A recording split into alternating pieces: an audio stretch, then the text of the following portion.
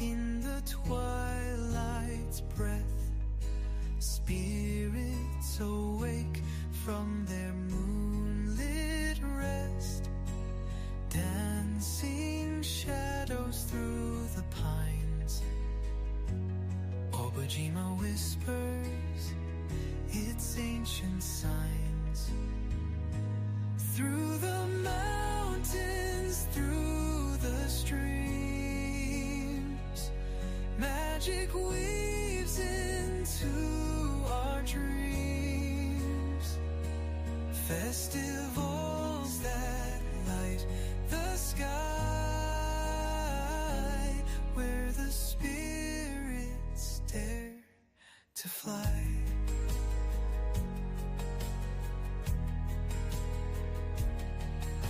Silent echoes in the caves, deep hollows, mystic. All right, welcome to Obojima. Hope everybody is ready. Hey! Go! Dumbass, come here. Right. We zoom through the bright fields now. People laughing and having a grand old time. Once where people slept, possibly to miss the festival, they have been awakened by our team of protagonists, Nanaka, Amaru, and friends, as we see the once sleeping people happily playing with their sheep dragons and taking much of the wool that they've harvested off of them and making these large tunics as people are gathering from all the cities. Now the lines of travelers to the small village of Orkiri has been increased. Tents are popping up all over, almost enlarging the footprint of the city itself. And we see that outdoor cooking pits and hearths are being set up with various levels of iron cookery and fires at different heights to get different levels of heat in order to get everyone cooking. And tomorrow, of course, is the launch of the festival itself, and all these are more early comers who are going to hear and sleep the night and be ready bright and early as the festival officially begins. But in some of the travelers here, there was a few with bad attitudes that Amaro, Nanaka, and their friends had confronted. And as it nearly came to blows, the village elders interceded and, of course, instructed everyone that this is not how to truly celebrate the Kale Festival, and instead that the true test here to settle this difference should be a game of Blotcher. And so the field, having almost been set up, is now a little early, and it has gone around to all those who have been gathered that an exhibition match is being set from the festival helpers and this brave group of people who've come from away in order to have fun and understand that the true spirit of Obojima is cooperation, and that this once rivaled party of people, we're going to take their rivalry and use it to cooperatively entertain by trying to best one another so everyone can cheer, thus reinforcing the spirit of the Kale Festival in Okiri village itself, that even bitter rivalries and disagreements can benefit the community when taken in the correct form. And so it is time for everyone to get ready. Now, there's these various tunics made out of sheep dragon wool that everyone's expected to wear to keep score. In addition, you find yourselves in your tunics, I think, in the hut of one of the Blotcher organizers, who's in charge of making sure you have everything you need, that you're ready to go, as they kind of clear their throat and look at you a little, slightly miffed due to the fact that what they had planned here isn't quite going to be, has been changed on them. And so with that, you see this human look upon you. Well, about middle-aged woman. She goes, okay, well, looks like a team of two, a duo. That's a that is a tactic. What do you mean? We can have more than two? Oh yeah, I think they might. Can my sheep dragon join us? I don't see why not. Put him down. We got plenty of room. All right. What's their name? Bunta. Bunta. All right, we got Bunta, Maru, Nanika. Well, We might have a mail delivery carrier coming. We just don't know they're delivering a package. gotcha. Akudo, late in the game substitution. Got it. Perfect. Go, Also, do I get a badge if we win? oh, Blotcher badge? Yeah. Do you have an official card? She opens her bag, starts digging through it. Takes about 5 minutes. 6 minutes later, no. Well, kind of ponders. You know what? I think we can issue a preliminary badge, and as soon as you become an official scout, it can be transferred right away. You can wear it on your thing right away as a preliminary. Just hasn't been officially done. How does that sound? Sounds perfect. All right. Goes, as long as, let's put it this way, we'll have a winning and not winning badge for you.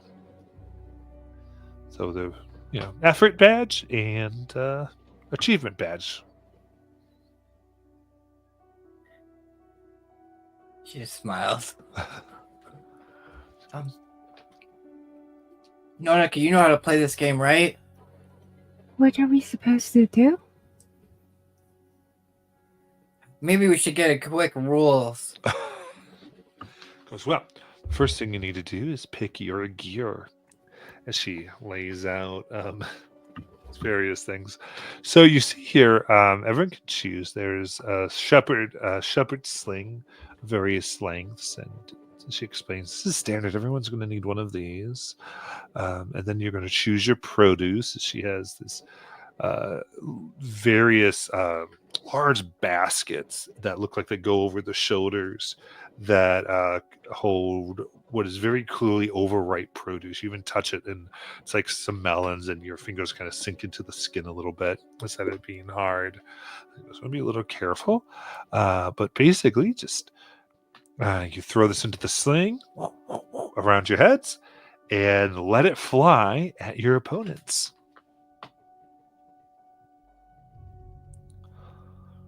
Okay, that's pretty easy. Yeah. Now we do have, if you so choose, it does allow. This is kind of an open one, so everyone can choose if you need a pot lid as a shield. Sometimes it does make this thing a little harder to do, but it also gives you a little bit more protection.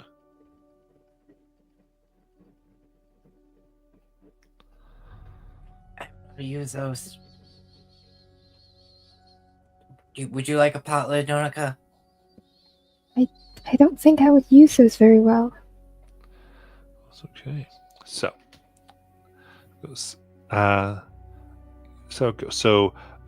she has various things. She goes, okay, so the first round will be played with melons. Now, each team for the second and third round, one team gets to pick the second round produce, and the other team gets to pick the third round produce. So, and we'll draw when we get there. So, what produce would you like to be the projectiles? Ah, kiddo, I'm so glad you made it. Did the package go well? Indeed. Good. You're just in time to get your tunic here and your sling. Remember, no other weapons on the field unless you want a pot lid for a shield. No need, I have one. Well, you can't have a real shield. No, a pot shield, of course. Okay.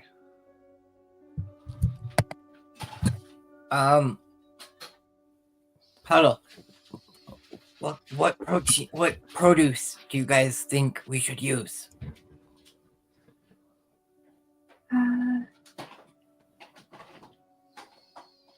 Rutabaga.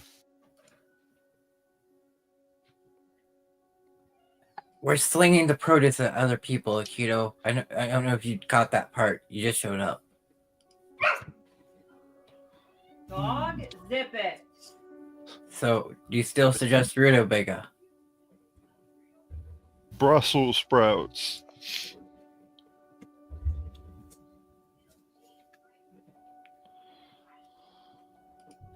Nanuka, how do you feel about Brussels sprouts? Yeah, that sounds good. We choose Brussels sprouts. All right. Overwrite Brussels sprouts. I'll write this down. We definitely will have that ready for all of you for, well, the second or third round. We'll do that. And so Brussels sprouts are coming, and we'll see what your opponents choose. Now, your team gets to prepare and come up with whatever you need, and as long as it's within the rules, and I can provide you with things. Or anything special you would like for this?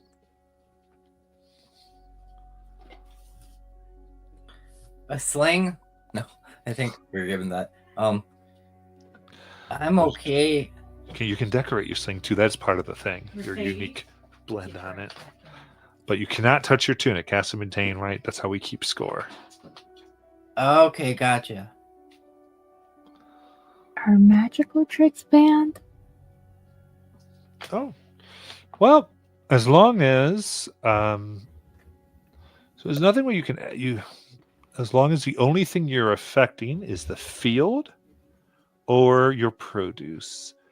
However, you can only affect the produce after it has left the sling. Oh.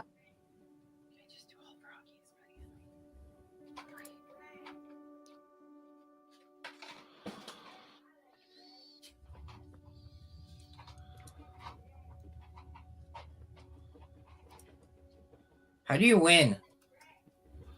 Is Well, it at the end of every round, we will see how messy your tunics are, and we'll take the rough percentage of how much of clean tunic you have left, and then keep score on that.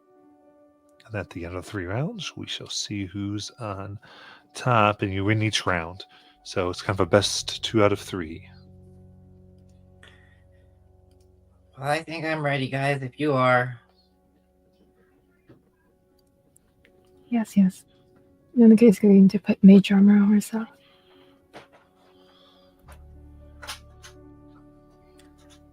Can Maru attach a sling somehow to Bunta's tail?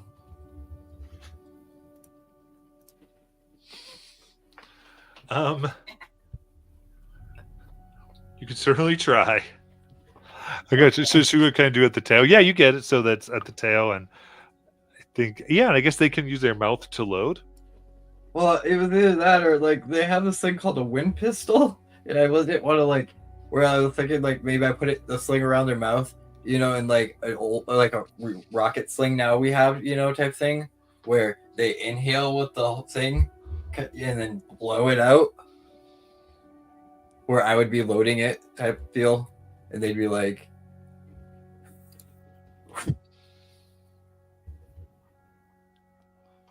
Would that work? Yeah, I think so. Okay, perfect. So yeah, she kind of puts the sling around Winter's head. I know you're not gonna like this. Deal with it. We're gonna win a match. And it kind of looks like one of those like dog face masks, but she's gonna use it as a sling with a wind pistol. I love it.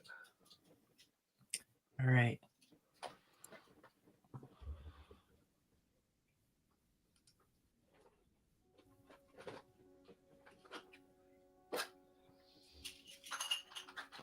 Wait, anything else?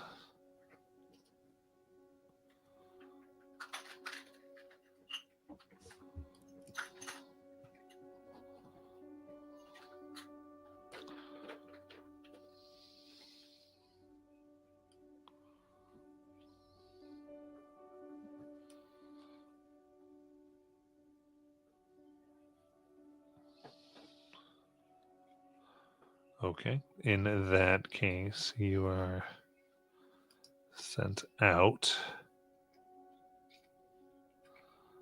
Before I enter, I take my my bellow flute, my boat oar, my boomerang, my butterfly staff, my candlemaker's club, my dandelion spear, my fan, my field spear, my frying pan, my iron tea kettle, my lam dagger, my Nakuna bubble rod, my secret stone sword, my shepherd crook, my shovel, my tapper sack, my umbrella, my vulture's axe, and my vertebrae sword, and I leave them aside. So basically, you're just getting naked.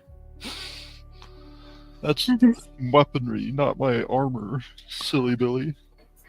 this tall pile of weapons. I don't know what your problem is. Yeah, just really glad I covered that end of it. Yes.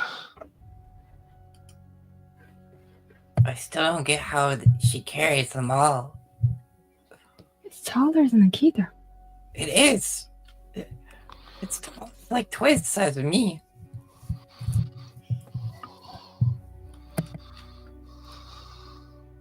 With a healthy routine, you can do anything. Anime pockets, you can do anything. All right.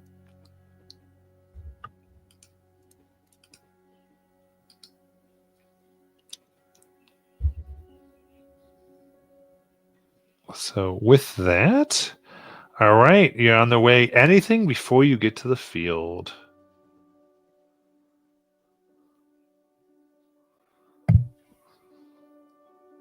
Okay, guys, I feel like we should go in there, like, as a team chanting, like, some slogan. Like, we got this. Go Kale Festival. Oh, Kiri. Oh. Do we have to do that? No. I just felt like we get all in sync. Okay. How about this? We just put our hands in and go team. Okay. That works. Go team! Go team. Go team.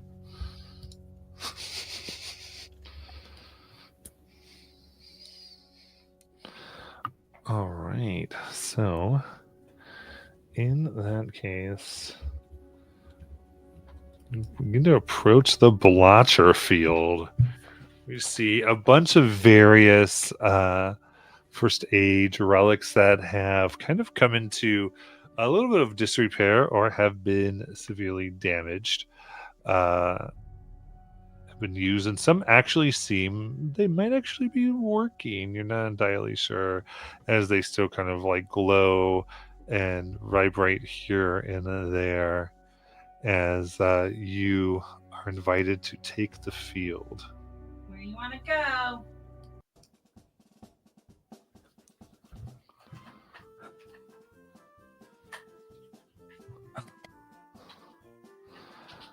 All right. I would And- like to... What? Sorry, go on. No, go ahead. Where you want to be? Like, what type of places are you taking? I'd like to sink behind that bookshelf over there. It's a vending machine, but go for it. Nanaka will take behind the tires. You never know. It could be a vending machine for books. Okay, Eat got me any there. good books lately?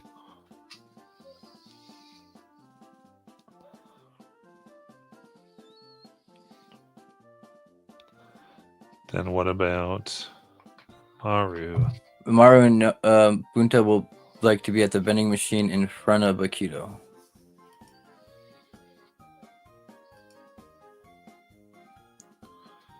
Nice.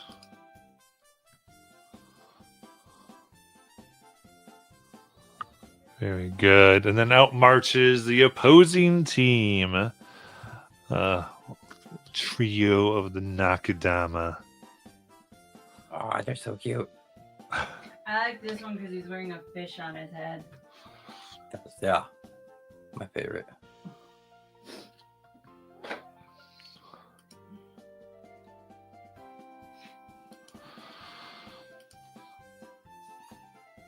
All right, then, as push on forward. The rules are stated again, much of what you already have found out here. And you're all starting with melons. Now, the melons out of your sling are a little larger of produce, and their properties are this. The range here, things follow mostly the same things when you're using ranged. The slings were used dexterity based type of attacks. In addition, for every after 10 feet, the melons will go ahead and add 1 AC to the target. Due to the fact that they're just very long, and their overripe size begins to make them kind of fly off course. However, it only takes 4 melon hits in order for someone to be completely covered.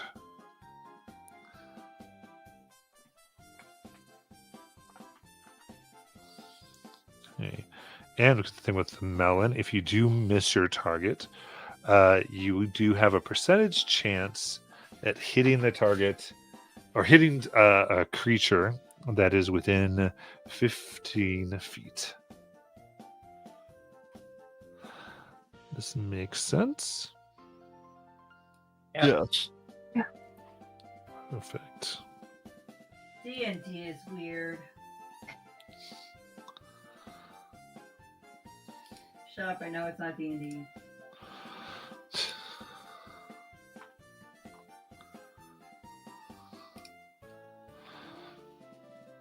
All right, in that case, everything begins. So they go, all right, in order. Or excuse the main go, in order for everything to kick off the Carol Festival right after this game. There will be KO chips for all. As people clears, the Nakadama Elder goes,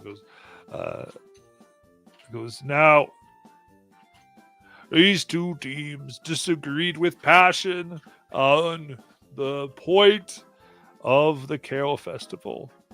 And this is not for who is right, who is wrong, but rather that even our differences can unite us all in joy and fun, and will be an example for the rest of the festival on our Blotcher competition.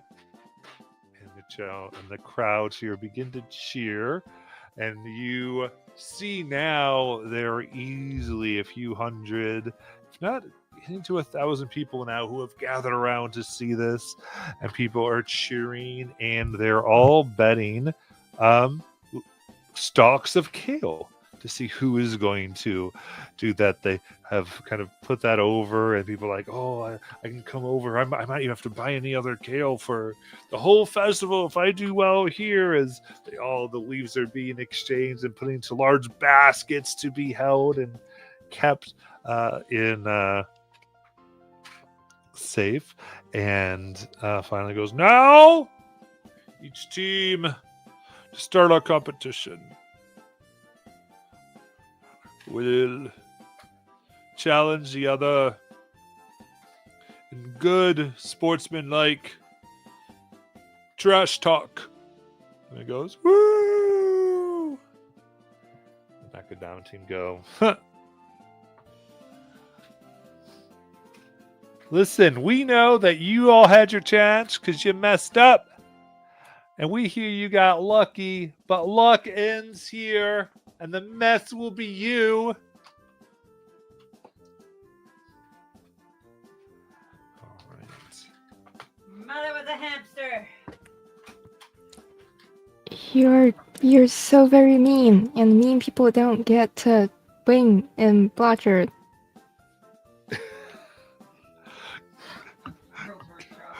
Yells Nautica. Give me Nautica's intimidation check.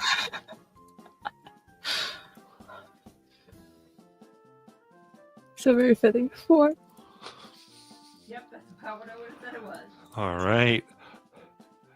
There's cheers as you feel your spirit slightly deflated, but you're trying to buckle up. So for the first round, your attacks have disadvantage.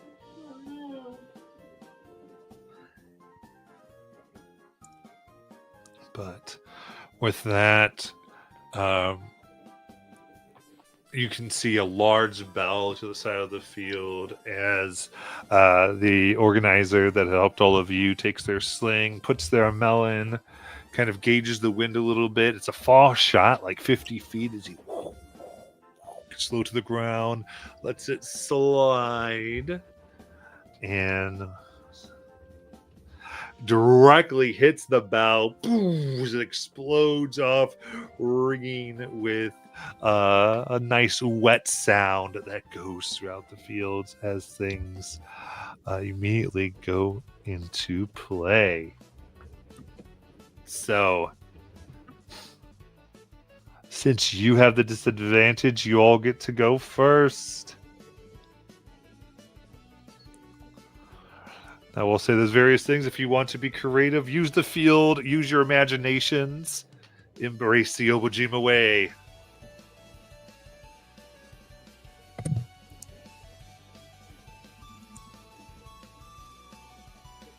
Okay.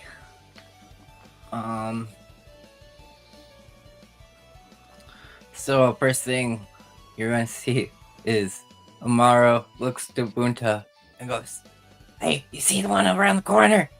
And Bunta's head nods yes. And then Amaro goes, "Okay, here, follow me." And Amaro's gonna climb up the top of the vending machine, then put one of the things in Bunta's mouth, and then have it lay down onto the one right below.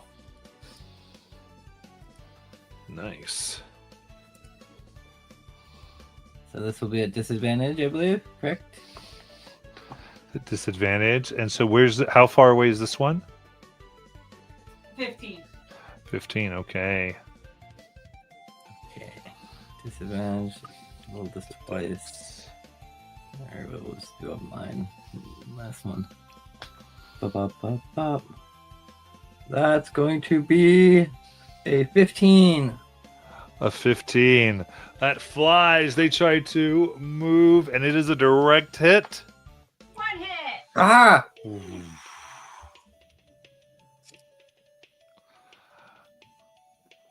Very good. And who would like to go next?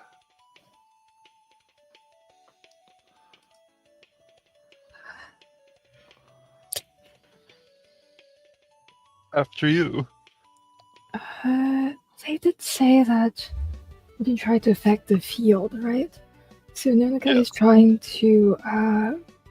Could you try to attack with her paper plate the sort of like the ground in front of the one right in front of her, try to block their view a little bit more, obscure the area a little bit. That's fish head, Matt. Okay, so you're using your grapefruit to do that, or you're trying to do something else? I'm trying to use her what's her flavor is paper planes. Is essentially her attacks. Okay. To try to range attacks to try to do that. Okay. So the idea is not to hit him, but just to obscure the vision. Yeah. Okay, perfect. So I see. So you're trying to use the melons to do this. Very cool. Is this a cantrip spell or just regular? This would be True Strike if that's Perfect. Yeah.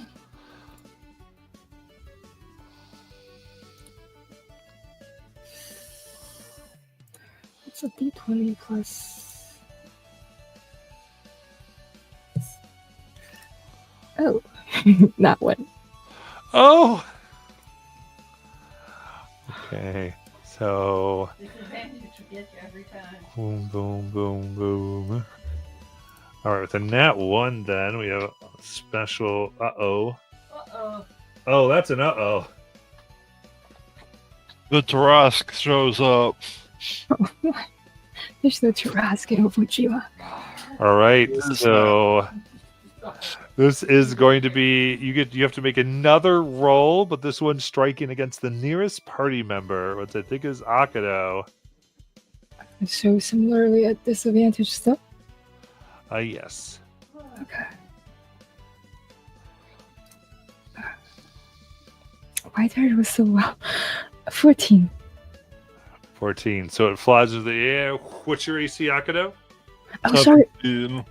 Yeah, never mind. I was about to say I have 2 levels of exhaustion, so that's 10. All right, it goes up and then just splats into the middle of the field. Then Akado, you can go. Alrighty. How far away are the frogs? Closest one to you is 5, 10, 15, 20, 25, 30, 35. 10, 15, 20, 25, 30, 35, 40, 45, 50, 55, 65. And then that one was what? 35, so 40, 45, 50, 55, 65, 70. 70.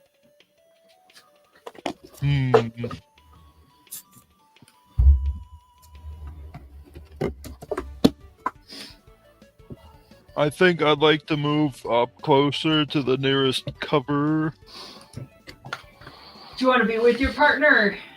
with my friend, Okay.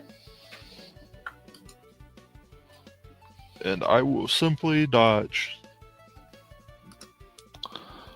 Nice.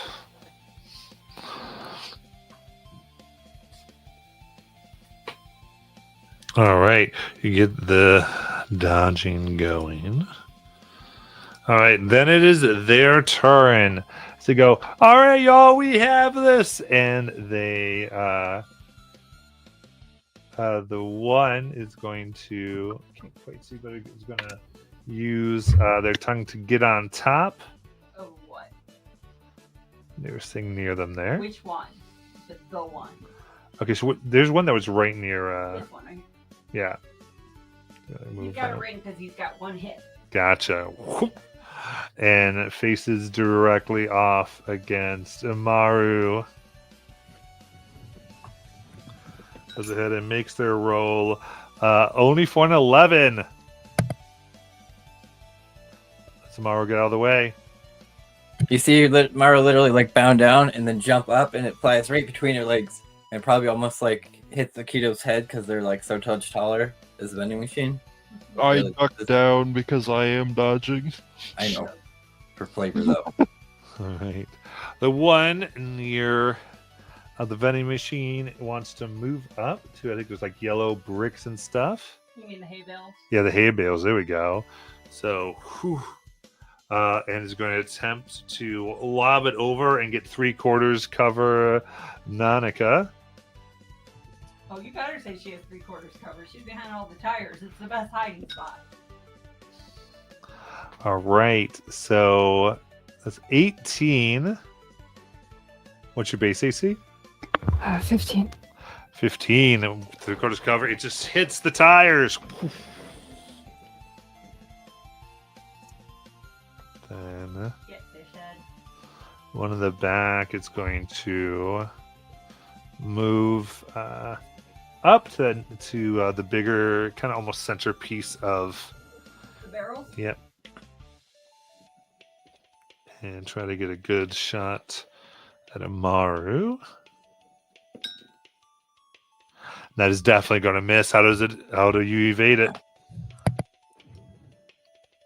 This time she ducks totally down, goes flat to the ground, and it gives a little rascal wave under the chin at the guy. Very nice. And with that,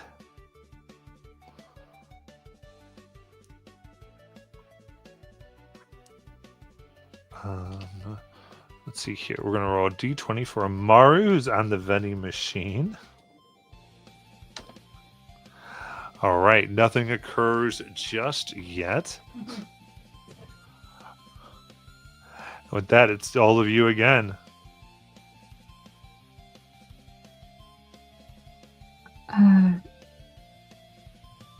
Can Unica try to get out from behind the tires and try to hit the one in front of her and then duck back? Jump up on top, and then you can get right back down. Cool. She's going to try to do that.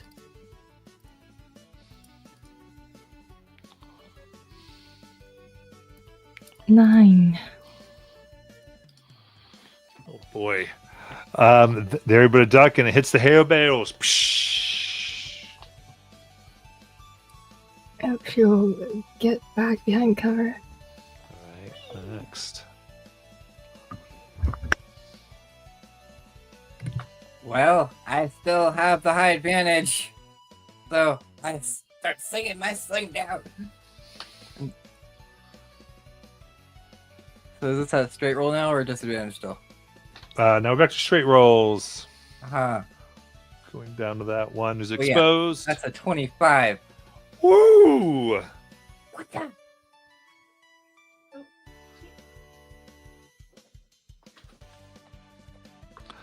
Very good. I think Akado. Are you moving or are you staying up there? All right, let me see. I am actually going to spend one focus point, and I'm going to take the patronage defense. Nice.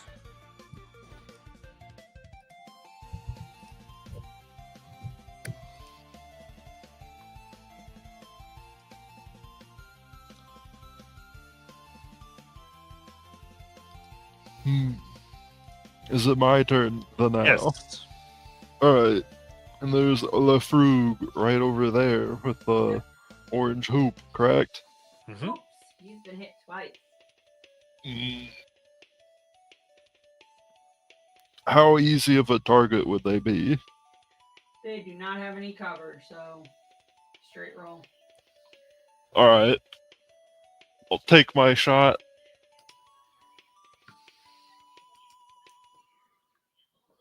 Do.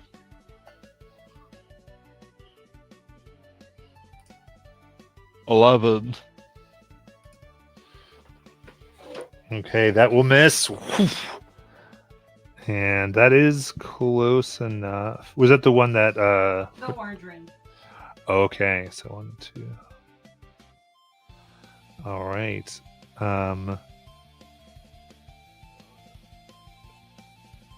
We make a reroll attack to see if it hits Amaru.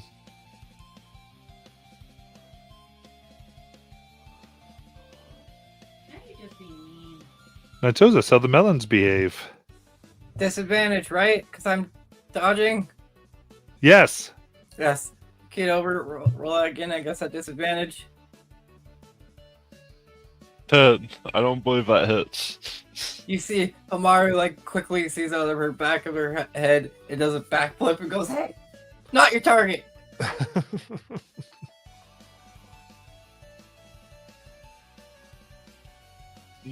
I'll end my turn.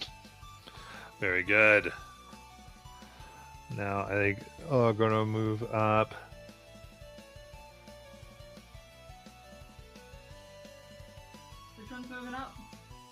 So the one here is actually going to run and try to shoulder check the vending machine.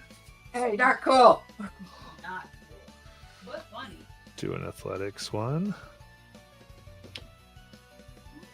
Oh, they hit it with their shoulder. They kind of flatten for a moment and then bounce off and are prone. Uh-huh.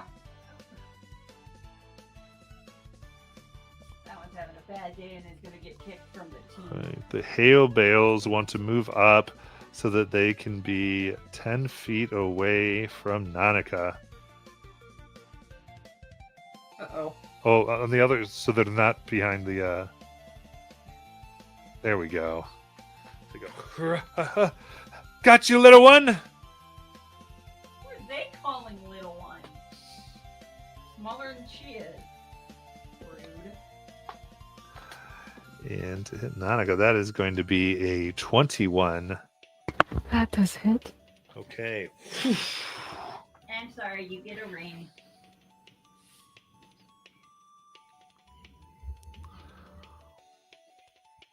Then the one way back. I think seeing their other one is going to try to make them move to the hay bales. And I'm going to try to get Nanika behind the cover, and that's totally going to go wild and have a chance to hit their friend, Hit the friend. which it totally does.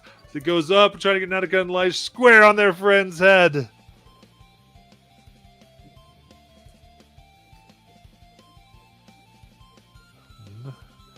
Go to all of you.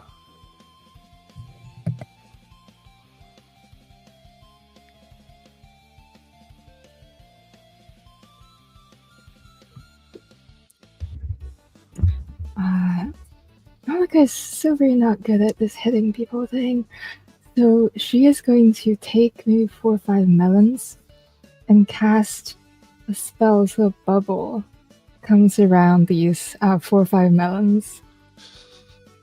And she's going to start pushing that bubble up. She has 30 feet, I think. So she slings 4 or 5 melons into there, and they begin floating in a bubble up. Yeah, she herself goes up as well because she has to push it. Okay.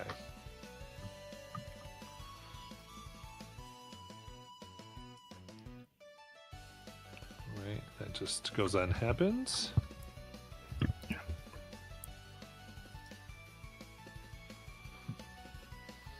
Yeah, but that's what she does for this. Okay, perfect. Who's next? Or Amaru. So Amaru looks at Bunta and goes, "Tag team move." Puts the melon in Bunta's mouth, and so Bunta, because you technically have to shoot it before you can affect it, right? It has to leave the sling. Yeah. Yep. So she wants Bunta to shoot it, just lob it in the air, and then Amaru is gonna jump in the air, grab it, and spike it down on the frog.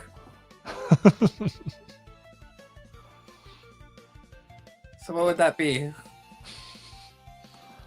I will give you advantage. Aha!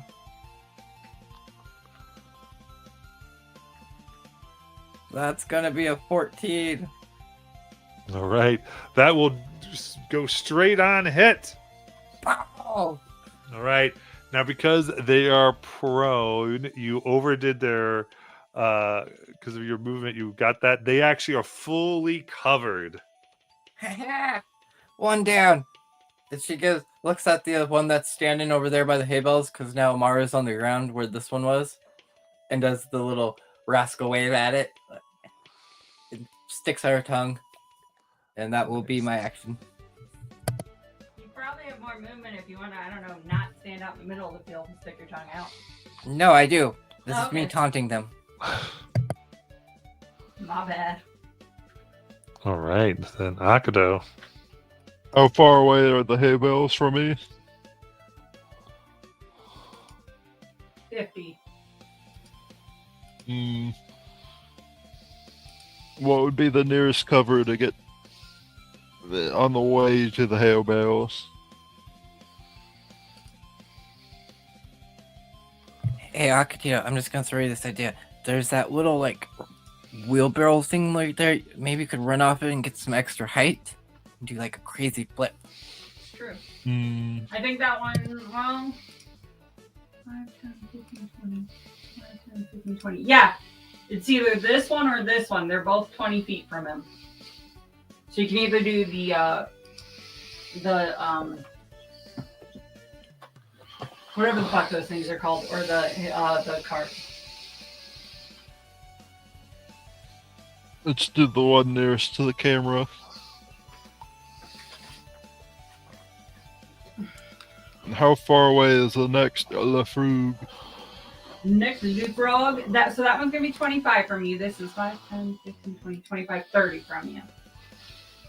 I'll lob a melon at the one that's easier to hit. That's gonna be Fishy, because he's on this side with you. The other guy's gonna have hay bale coverage. Nice. Here goes nothing. Alright, 19. Direct hit. Here you go, Fishy. You get a second one.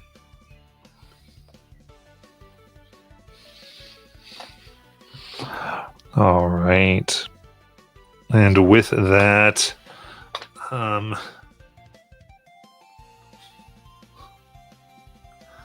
right. I think ignoring the one up top is going to go ahead and get within 10 feet of Akato. This one? Yep.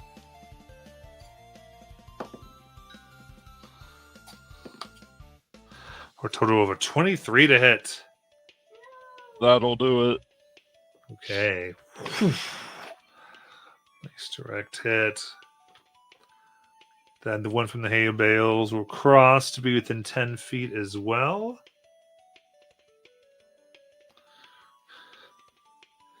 And their fire for a total of 13. Miss. Fishhead's the only one who's landed a hit. Can we discuss this? Okay. And oh no, they don't have a chance. They're too close to have a chance to their opponent. So with that, the other one's out. So Yeah, he's taking a little nap over there. So I have an idea. It's not gonna be me doing anything, but can we affect the other team members possibly if we don't like hurt them or anything? Like pushing them. you cannot directly affect them as per the rules. So that's Okay. why they kind of like push the thing you were on. Okay, because yeah, I was mainly wondering because like if I was to take my action and use the Sheep Dragon's rush ability, they can rush by a creature and drag them with them. Oh, that would probably be okay because you're not touching them. Yeah, and I was hoping to drag them next. Like me and them are gonna run pretty much. I'm gonna use all my action to dash and run with Bunta as we drag that one next to the one with the fish head. So I want them in like the same square. So you want these two? Like yeah, right, pretty much 5 feet of each other. All right. Do they get a save or does it just happen with Bunta? No, there's a save. It's a DC 14 strength save. Okay. Stop that. This would just be the one. They get a 4. Yeah, huh. They're perfect. They're right And then I next look. to each other. Yeah, and I look at the donut up its top with the 4 melons in the air, and I just put my fingers up. Thumbs And up. Nonika gives this like little devilish grin, and like Imaru's reading my mind. She's going to push the bubble to right above them and poke the bubble. And due to this wondrous thing called gravity, the melons will all fall. How many melons did you put in there? She did. 4, I think. I don't- Did that. Okay. So I think here's the thing is because how are you going to meet the requirements of the sling touching them? The sling touching the melon before. I see. So you're just kind of using them like She slinged them. I you don't- put them in there. You're just sort of like ha ha ha ha ha.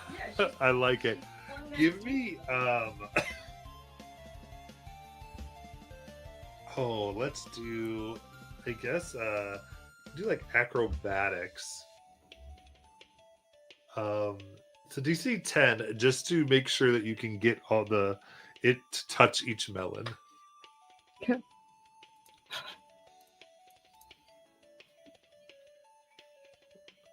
Oh, 16. Very good. And with that, as the whistle blows out,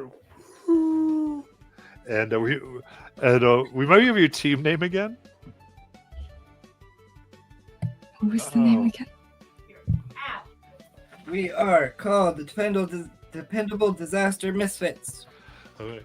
The Dependable Disaster Misfits, round 1. The cheers, and you see a series of cats begin to walk around and casting prestidigitation on everyone. As you go, that's right. This Blotch event brought to you by Red Kitty Vending. Remember, the best potions this side of the Gale Fields.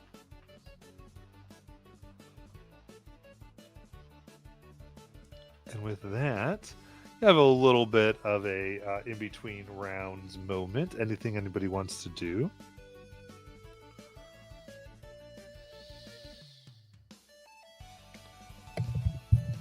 Guys, I think we did amazing back there. Good job, everybody. Akito, maybe work on your aim a little bit, but you did pull it in the end with that good hit. Nonika, perfect teamwork with Bunta. I think that was amazing. We should definitely try that again if they haven't caught on. I don't think I can do that anymore today, though. Oh, well, don't get hit. Stay really low. Or fly really high. One of the two.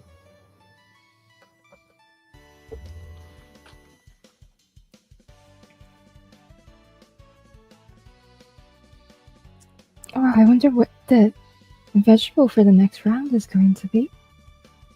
Oh, is it our choice or theirs? I don't know. No one told us. Indeed. As you see, bringing out, it does appear to be theirs. As you find that it is overripe peas. Ah, Peas. Alright, where are they hiding? All right. So, pea shot is then you put in about a series of the peas in there, like around 10 or so, and you let it loose. If you're able to, if you meet the AC of your target, then it fills essentially their square and the 5 feet of squares around them. And ultimately, each one, you would take 8 for someone to be completely out in this way of doing things. And so the maneuverability is a little bit more interesting. In addition, you can choose to go disadvantage and make that everyone within 10 feet. If you go ahead and get the hit. And for this one, I actually forgot this. So everyone's AC, you basically have a 0 bonus to your AC from any type of armor because you just have your tunics. So everyone's AC should be simply their dex unless you have something that you get to as your con or wisdom or whatever. So mine's the same. In other Okay. words. Cool. Yeah. do they ban mage armor as well, or is that? No, you could definitely do mage armor still. Could you cast mage armor on me too? The first level slots are expended. Sorry. Level 2. Level 2.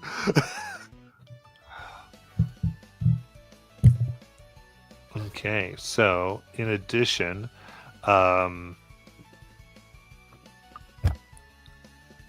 being on top of any amount of debris gives you advantage when firing down the field. And for every round you're on the same type of debris and don't move off of it, because the way the P shot works is you're able to more successfully load more and more, and thusly widen that range by a square radius every single time.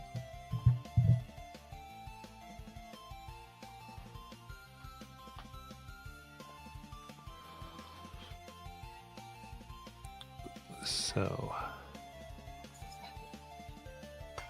with that, Positions, please. yeah, it goes, everyone in your positions, switch sides! I don't want him.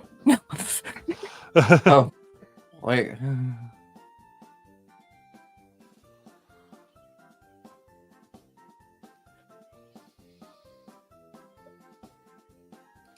I'm standing on top of the vending machine.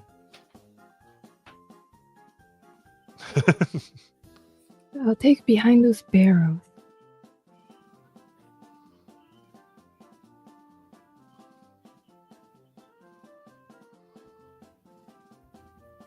Akito. I'll stick behind the hay bale, I suppose.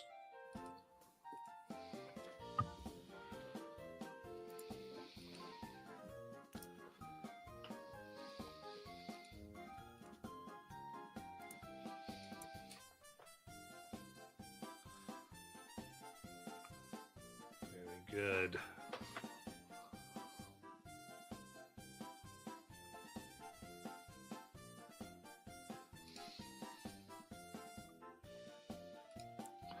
All right, then if one definitely is going to do the tires. I already put one there. Yep. And I put one behind the wagon and one behind the other. okay, got to come to wagon wheelbarrow there.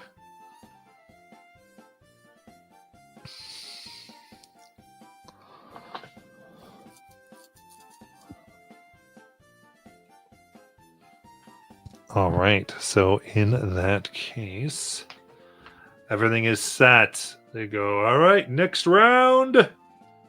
Let's see a nice, dirty, and smelly fight.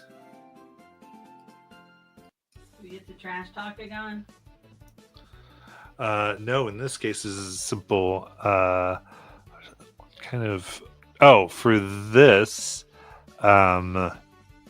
each one, they're going to do. You get to describe your team pose that you do right before it starts, and then it is a group persuasion check. It's totally the Ginyu pose from Dragon Ball Z. Okay. So each person describe what they're doing in the pose.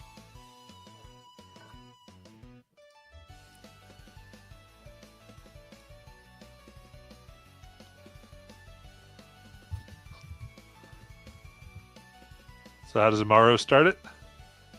So Amaru starts it by doing a bunch of cheerleading moves and doing a bunch of flips, and then lands with doing an X move on the bottom. Well, technically on the bottom, and then she flips up top on the vending machine. Perfect. I gotta admit, the reference lost on me. So, the Nonika is going to do a bunch of acrobatic, strange things, also with the wings as well, and follow suit. Nice. I stand there and I give a thumbs up. Nice. Ha!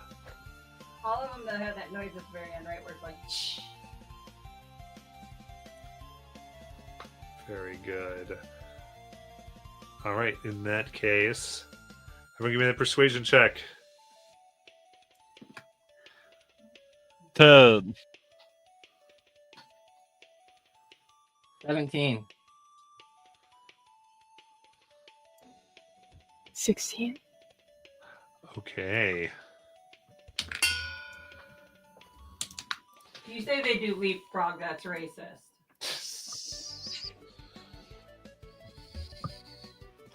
but thematic.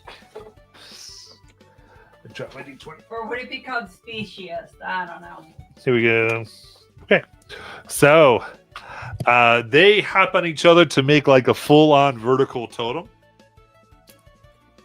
And one kind of sticks their arms, one sticks their legs, and one just sticks out their tongue.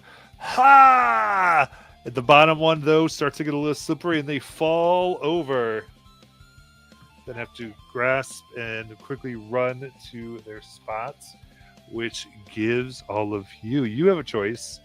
Well, actually, you guys get to go first.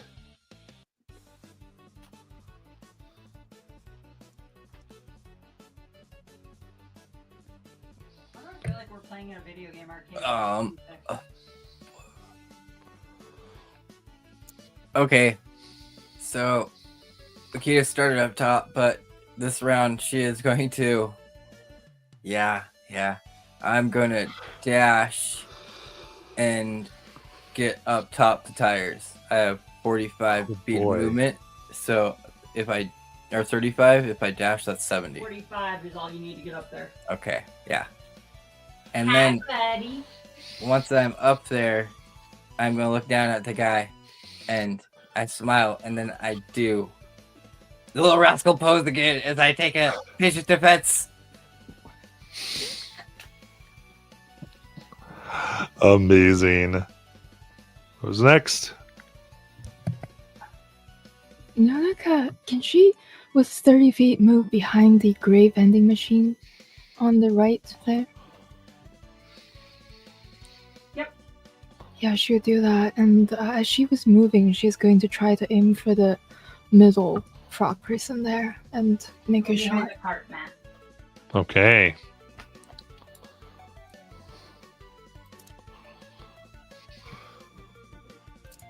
A 12. Okay. With that, they're able to just get underneath the cart and avoid. Shooters, man.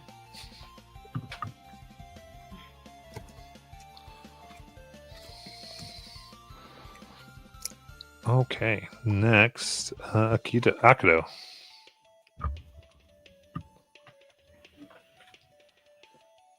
Can I roll the hay bale up with me? Where do you want to go? I guess you could try to pick it up. You have the strength, yeah? I'll move it by the tires, I suppose. So, like here? Yeah. Nice. Hi. All right. You probably, because that's just your movement, you could probably pop your head around and pop back. If you want to throw it at this guy. Let's do it. What do I roll? I meant the peas, not the hail bear. The hail barrel. But I guess you could do that too. God damn, Yes, I gotta what be do more I roll careful. for the peas? Well, keep in mind it's a 10-foot thing, so you're going to hit your ally. What if I aim behind them? It's centered on the person each time. Well, but What you know about the what? one- If you still stick your head out this way, you can hit this guy. Yeah, what about that guy? Yep, let's go. There you go. What do I roll? It's a dex attack. Oh, I see. This thing.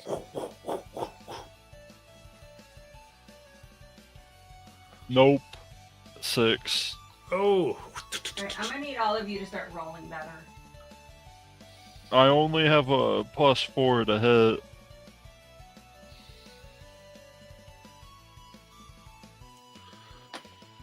Okay, so Oh, with that, the one by the hail bale is gonna, not the hail bale, on the barrow, the cart. Yeah. It's going to get right side up and hop on. They're going to try to get Akito at a disadvantage to try to get them and anyone within 10 feet.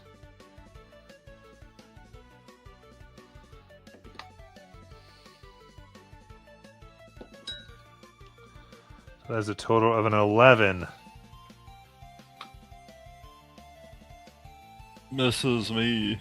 All right, so you duck. Whew. And with that,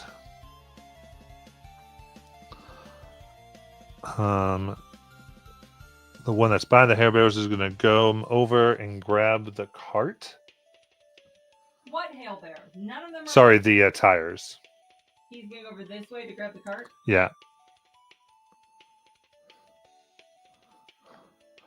And then we'll move him and the cart 10 feet, trying to get their way to some cover.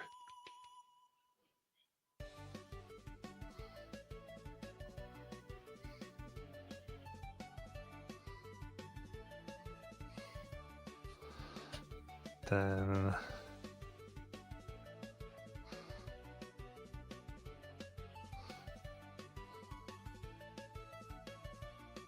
there we go. All right, the last one is going to go from that position and try to get over to the gray vending machine.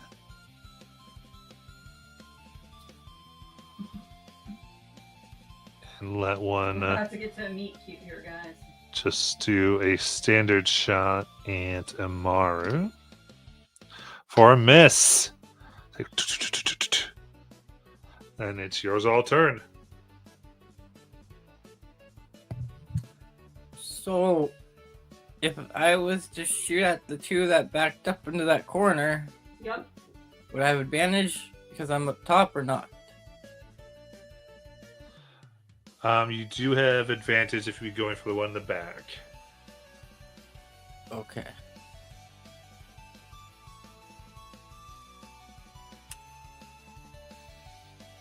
Ooh, that's 17.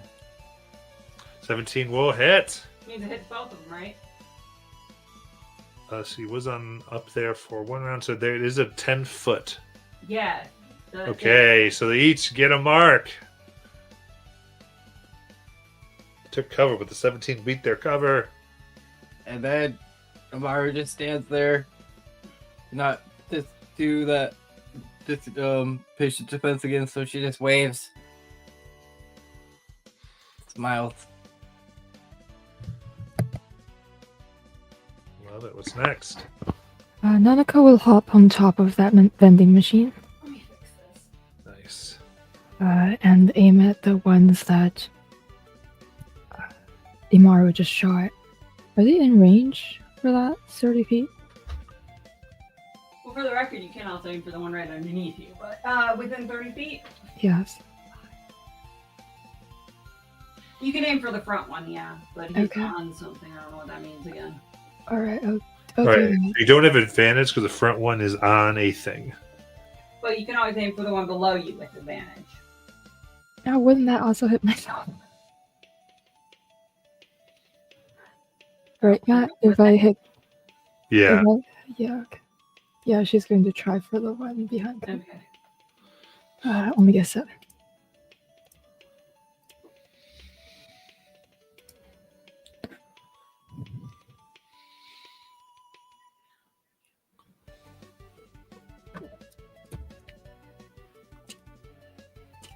No, that's her thing. What'd you get? 7. Okay. So they long. It's a miss, unfortunately. And then Akado.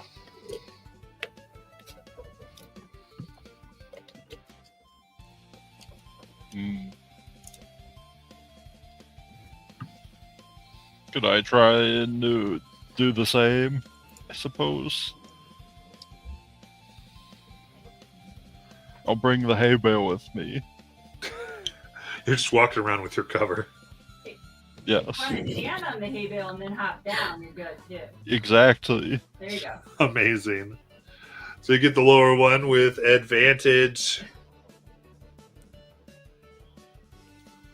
Alright. Here we go.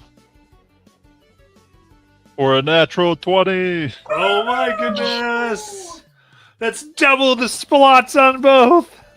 These boys are at 3 each.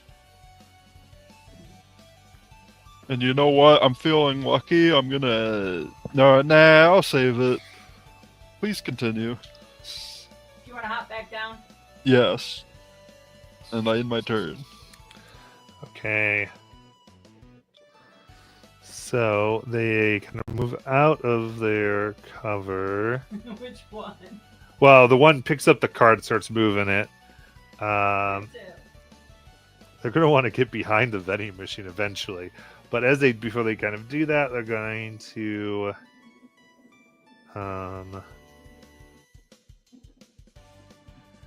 I guess aim at Akido with their advantage. One up top will anyway.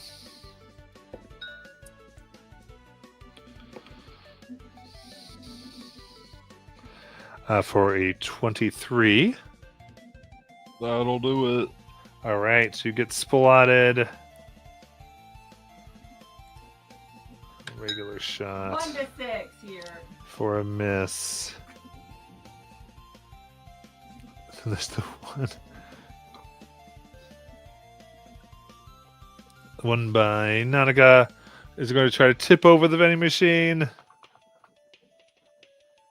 mean, I guess it makes sense, but she's got wings. Yes, we have to fly on your turn, though. It's part of it. Oh, so they go and they are able to knock it over and take their patch and throw some peas down as she falls to give her 2 splashes. Rude. Is she prone or? No, the wings keep her from going prone. Okay. But she's off the vending machine. Yes, and then they will hide behind the vending machine. All right, so the vending machine went over. Okay. There's a splash, and both Nanaka and this one are able to move through the air as if by swimming. Cool. To go, woo! Guess they didn't empty that vending machine. How much trouble do these frogs get in with the cats when they knock over vending machines? That's all of yours turn. You say that as if cats don't knock things down on their own. Yeah, but it's theirs to knock over. Can Nanaka try to cast a cantrip? She's going to try to cast Jolt on the red vending machine by the 2 and she is essentially trying to turn it on, but to distract them enough that maybe to give my allies, to get them disadvantage or something on their turn. I don't know, because the machine turning on by its own is kind of Creepy. Mm-hmm. Absolutely. So yeah, you put out the jolt and it begins to kind of like it turns on and things flow through it. Bottles begin to churn and they look, and yes, they will not benefit from the cover is what I'll do, because I think getting up we already have the advantage, so that they're kind of like just dumbfounded. So it's just their base armor class. She is going to get behind some cover to the barrels there, maybe. Oh, thanks. I got you. I would like to use my sling on them. I have not moved. I've stayed up top this whole time. Yes. That's an 18. Very good. That's going to hit both of them. They're out. It's 4, right? No, they get 8. Oh, it's 8 this time. My bad. Well, they're both at 4. I stay right there and I salute them in my scout salute. I love it. Akido. Rolls this up 1 feet and gets on top, right? Yes. Go for it. Do I get advantage? If you're Yes. standing on top of it. We're 21 to hit. That'll hit the both. You're up to I'd 5. I'd like to move back behind my hay bale, and I'm gonna take cover by going prone. Nice. Oh, he sees me. The only time laying down on the battlefield's okay, guys. I'm just resting my eyes. Okay. They begin to go on the move again. And this time they are aiming.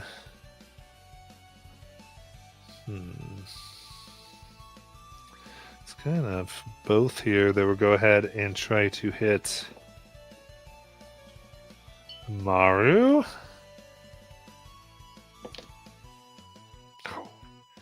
So close, but a miss. Mara's just dancing on top of these tires. Try it again. They're going to end up missing. This one's going to Nanika for another miss. Well, yeah, because somebody has mage armor. So, pieces are going everywhere. They've got nothing.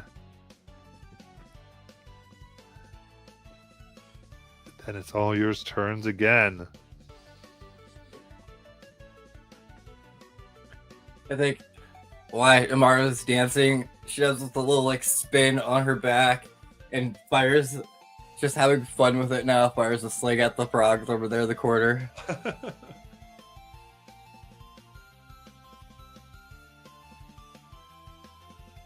Ooh, that's a 14. Okay, that will miss them this time. Yeah, she wasn't trying this hard this time. She's more performing to the crowd. This is their cheers.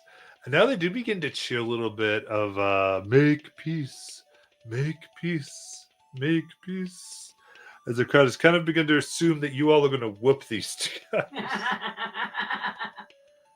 And this is usually made when there's opposing sides, that this should come to a result that will ideally quell the antagonism if possible. But it's up to all of you how you would do that or not. Antagonizing them. Or go to Nanaka or Akado. Do we want to be nice? We all know the answer to that. Who are you hitting? The two by the vending machine. Figured. She would jump on the thing, but she Nice. wouldn't not 20. Double.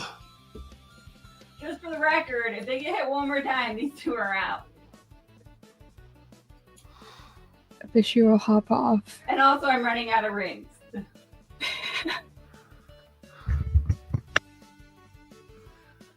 Akito, finish them.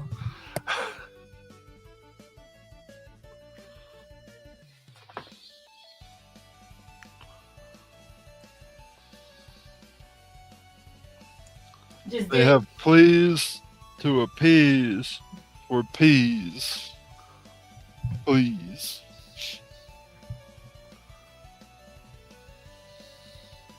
I put you back Alright. up on top for your advantage. Peas be with you. Let's go. 15. Ooh, 15 with their cover. This one does not have cover from him. This Oh, one yeah, does. with the way he moved. Yeah, you're right. So, all right. That's a hit. Bye, boys. You're out of the game. Nice to know ya. All right. With that, the other one lays down their sling and does a bow. Go. I'll give a curtsy back. There goes the Misfits winning. And then the crowd turns as it is the winner's job to, however you wish to do the win. This could be something, again, a group check. You can kind of choose what you want to do, whether it's going to be a flagrant boast, a ha-ha, or anything that would possibly do the rule of peace. But it is your choice.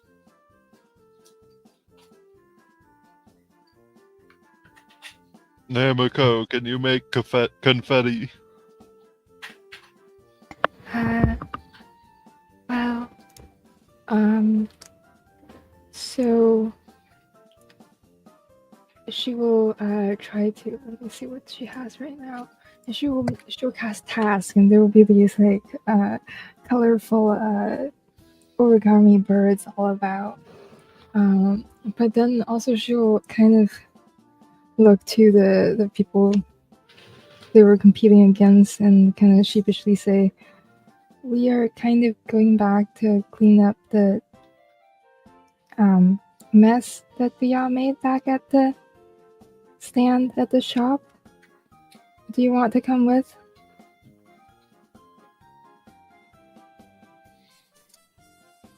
So you talk to them?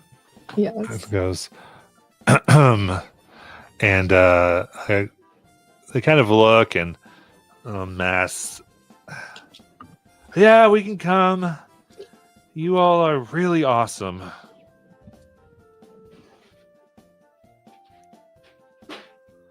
They put out their four-fingered hand. Amaru's come by and placed one of the the secondary badges in each of their hands. Oh! They kind of smile. Put the badge on. We got this. What does a Akado do?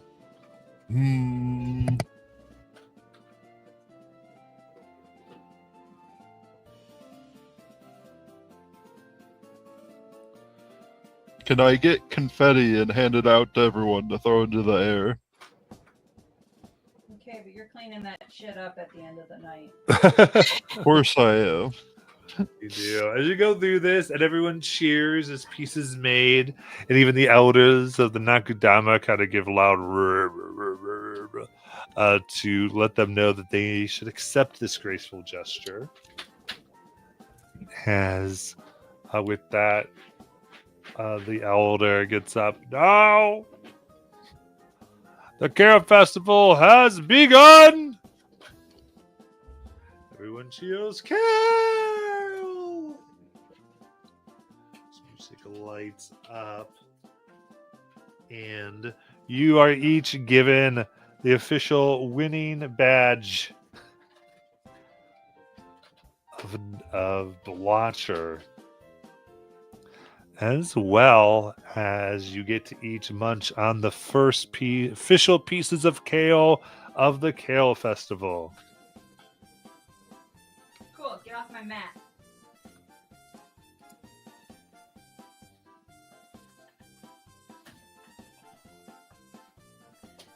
Well, Maru, now you can take the badge back to the brothers and gloat to them.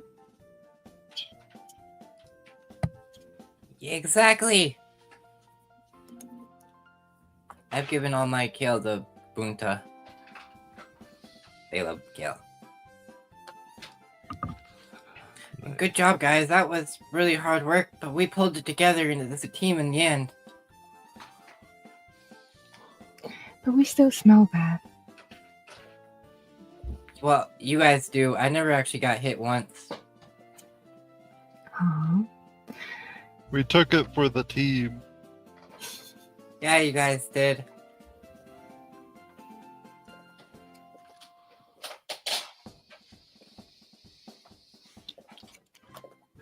I'm kind of glad we never got to use our Brussels sprouts, because those would have actually hurt a little bit. Now thinking about it. That's what made it fun and exciting.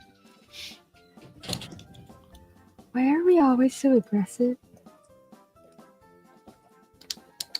That is a good question. Maybe because we don't get out much. That's right. Every time we do, we don't go far. something bad happens. One of these days, we're gonna get farther than a couple miles at facing us. And run into bigger, badder things. Probably. And then we'll run back home.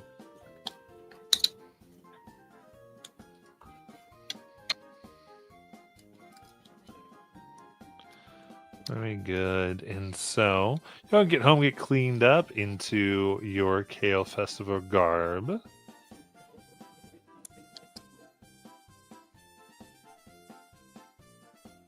And with that, the lights begin to light up the night sky, especially around the kale tree, letting bright. What does it look like as you all have the victory, getting ready for the night of the festival eve to launch with everyone around? You can get in deep to each character a little bit. Anything you're making sure you care about?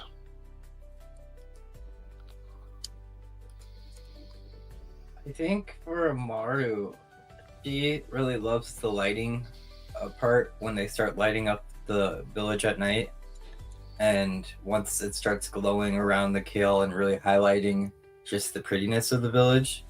So you see her like walking very tenderly because she's so skilled at acrobatics, just along the lines, making sure all the lights are connected with Bantu, and just really like taking in this visual scene. Just seeing them sitting on roofs and just like watching the joy of like the people collecting underneath and just coming together in this moment, and it just brings a smile to her eyes. And she spots Sakito and Nonoka down there and waves at them. Yeah, I think Nonoka is actually quite happy about the fact that they won the Blotcher competition. So she's running around like holding a badge in her hand throughout the streets and the shops, the stands and everything. And as she does, she has made these little cards for Kale Festival, like just says like Happy Kale Festival and whatever. And as she runs through the entire town, like these cards are going to fly out like little birds to different shop owners, people that she knows. Oh, nice. Yeah, so just like little cute gestures to them as she sees Imaru and goes over there.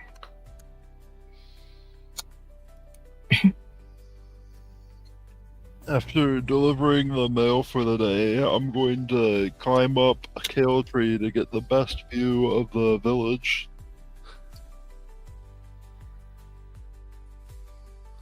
Okay.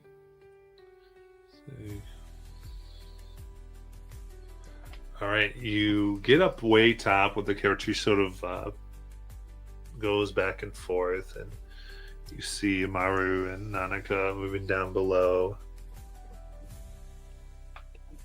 And you can see a few people releasing paper lanterns into the sky, all green, as it reflects on the flags that you and your friends have put out. And you can still see a few people arriving at night. Any moments Akudo has there?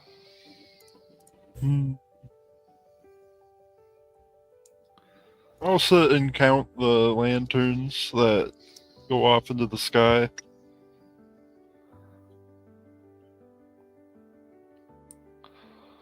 All right. Very good.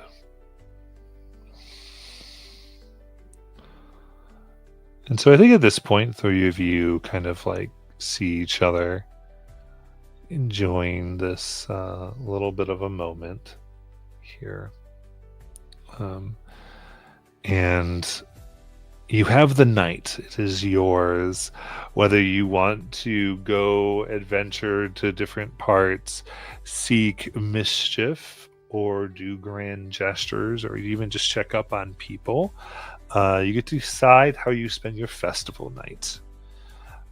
Much of your helping work is done. You have this little bit of a respite of your heroics, And you do know that in the morning there will be things you'll be likely called on to do as part of your responsibilities. But what we're going to go ahead and do is take a break, and then when we come back, again, kind of go Obojima where you all really can direct some stuff because the whimsical and all this type of stuff. You get to decide how you want to start to spend the night. And those things. You're going to kind of set up your pieces. Does it all make sense? Yeah. Very cool. So you get some time to think about that in Discord if you want, or just take your regular breaks, however you want to do it. So we'll be back in a little bit.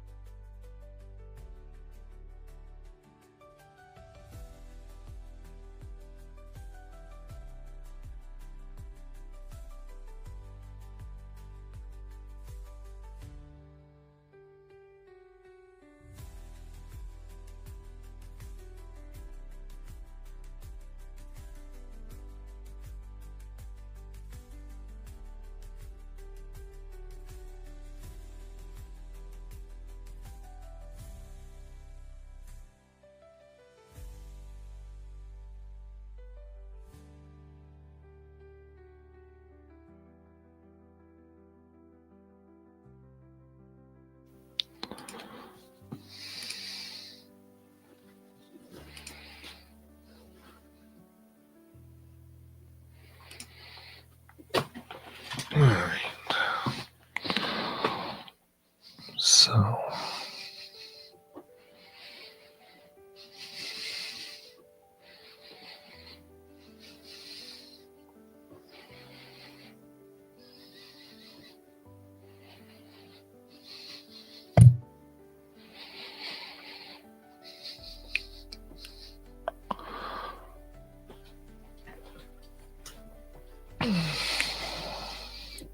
Alrighty, with everybody back, then.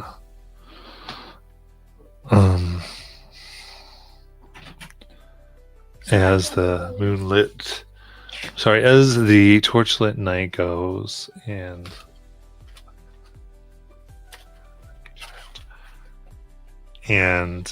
lanterns fly above the sky, we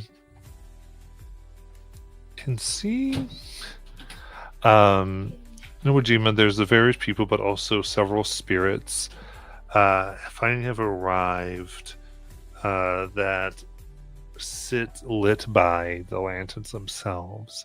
That is, many that have taken the shape of whole stalks of kale that walk around and have taken up to planting themselves on the arches of the buildings as they're bathed in the light. Even higher than that, the light shines on the underside of an enormous jellyfish that is passing over Okiri, blotting out the moon so that the light from the fires of cooking and lanterns intensifies, giving an intimate feel as people come dressed in robes of green, brown, and some deep dark reds like the rich mud of the earth. What would you all like to do? Oh. Nonaka. And Akito. What if we were to pull a prank on the town? What kind of prank? Well, this is gonna be really funny now. All these spirits are here. But what if we were to pretend to be the great Kale spirit that's noticed this village and everything, and we got the whole village to do a dance? That would be awesome. Wouldn't We it could- be more impressive if you convince the spirits that you too are a spirit? Yes, you might talk to the spirits. They could be in on the prank. Oh, okay. Yeah, I'll definitely go ask them to help. Oh boy.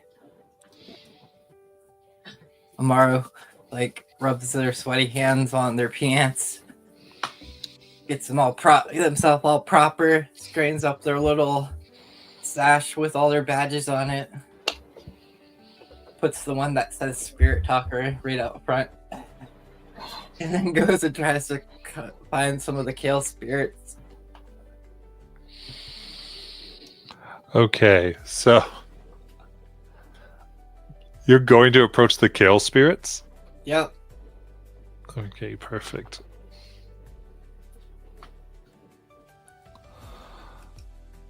All right, so moving on up. So I guess give me an athletics check to get on their roof. Well, I guess you and your Bunta. Bunta's able to get there, and give me a stealth check. Do not scare them away. Oh, that's a 9. All right, so the rest of you see as Bunta moves up. Looks like the little spirits are getting scared, and they might go running. Do either of the two of you do anything?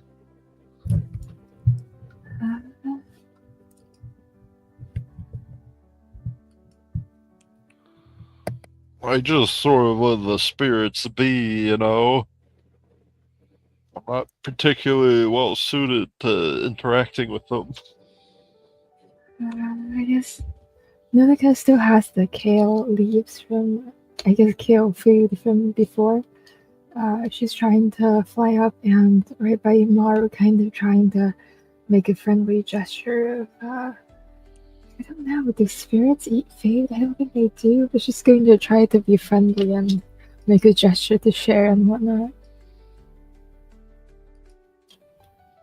Okay. Give me a persuasion with advantage.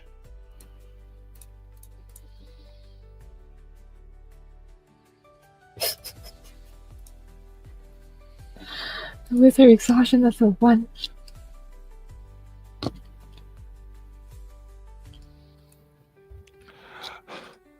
All right.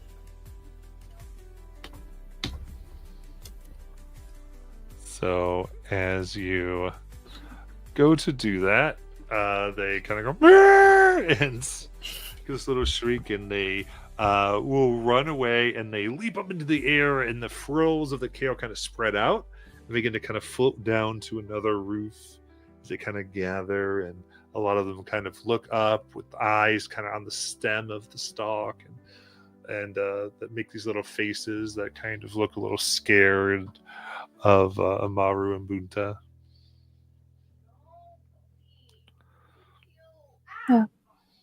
Maybe they don't like kale food.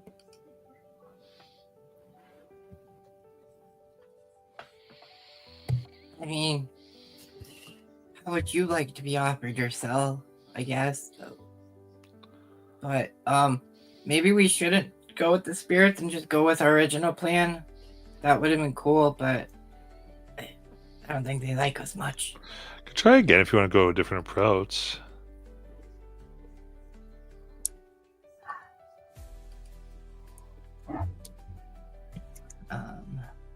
Keto, you have any ideas?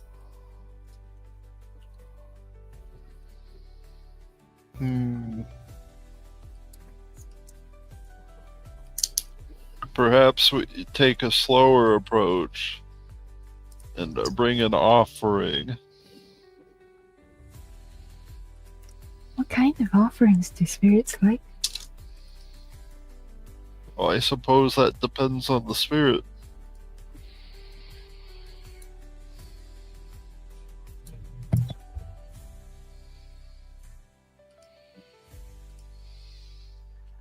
Perhaps we could ask around.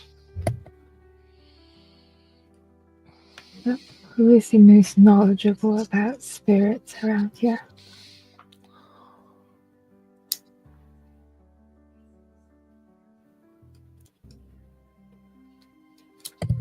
Would it be our sensei?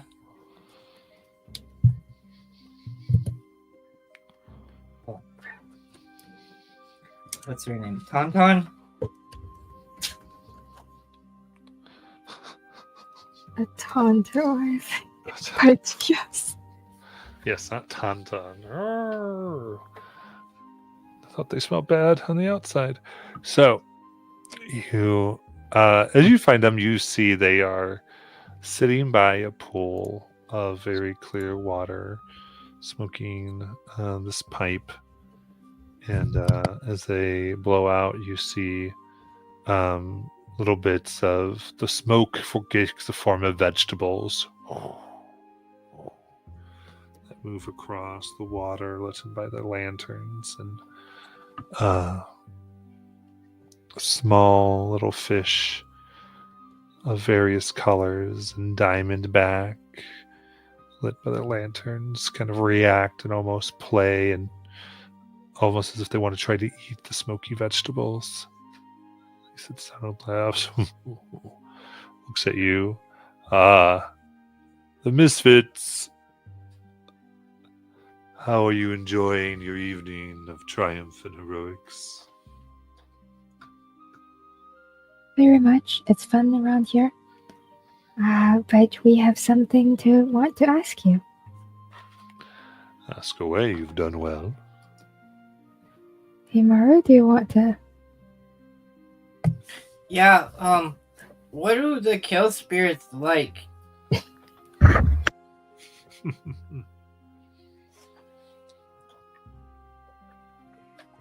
Hmm. I certainly enjoy bathing in the green light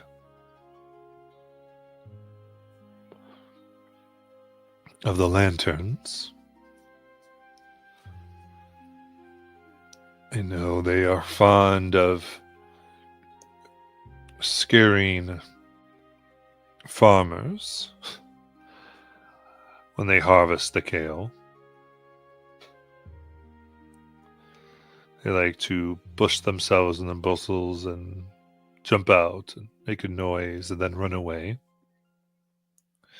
Now, whether it is us scaring them or them wanting to be mischievous. Kind of things. It's hard to know. But here's the thing. Other than that, it's all I can think that they particularly enjoy as far as unilaterally. Then each one is an individual. I once had a kale, one of the care spirits named Herbert. Him and I would enjoy long walks, and he loved to throw pebbles across the water with me.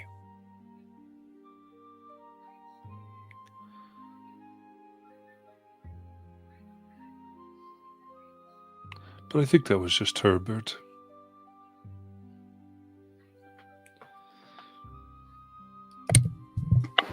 Oh. Oh, the green light. That might work.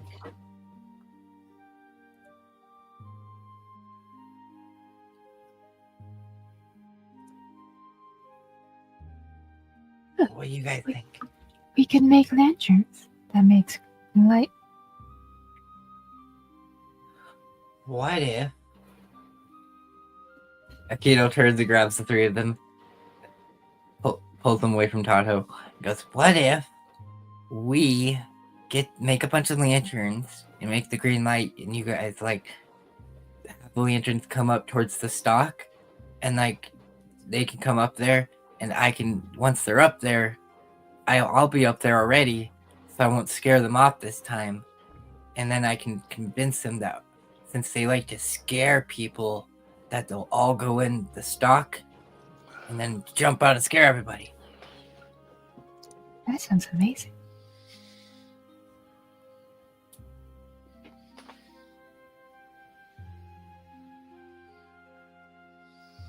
Akito, what do you think?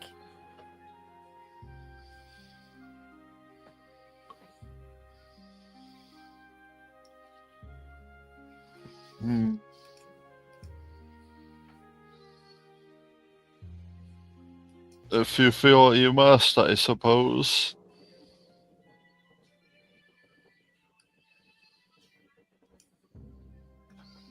Well, is it something you wanted to do?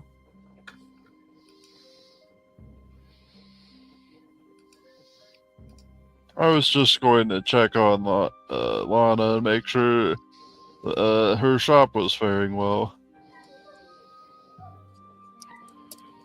Although I suppose that's not as intriguing as the shenanigans you wish to be a part of. Well, we could go check on the shop on our way. Yeah, we can stop by Lynn's. We could even pick up supplies there. Do you think she would have supplies good for pranks? Maybe not. Aw. But you have a good point. She has interesting stuff.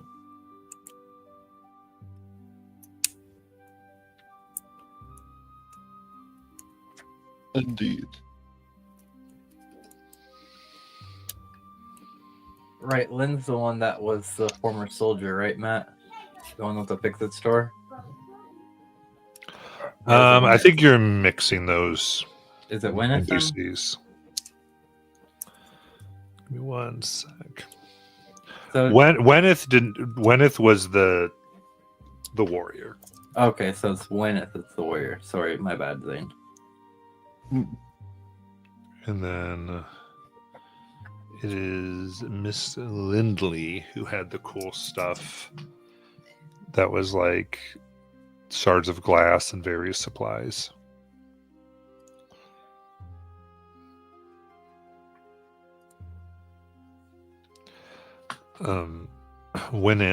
Gwyneth rather had the big vegetable stand you helped make look really cool.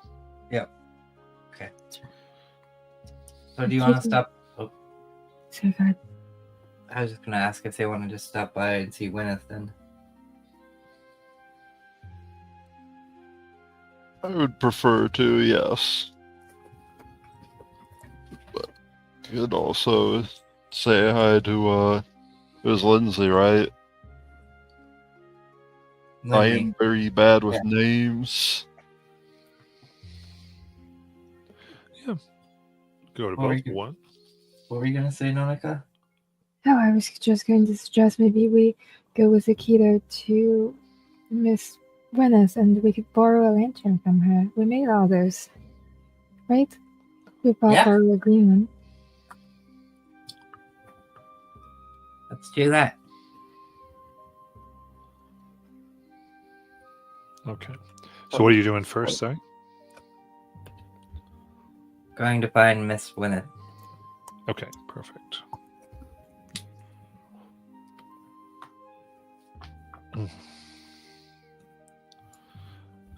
So she, you can see, is out displaying all her various goods, kind of more of the display. No one's really buying anything now, and she has cut open very expertly and beautifully samples of her produce that people can buy and take a piece of, but she has arranged them in such a way that it actually looks like the sky and flying jellyfish. She even has made something that looks like the little boy you rescued on a bike, as she tells everyone the story of what happened the days before the festival and the heroics of the people that they just saw move.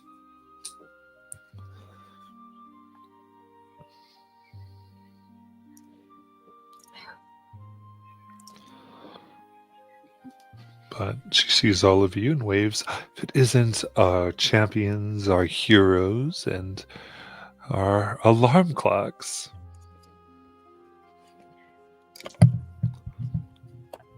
Miss Gwyneth, yeah. We were wondering if we could borrow some of those lanterns we made you earlier. We will bring them back after.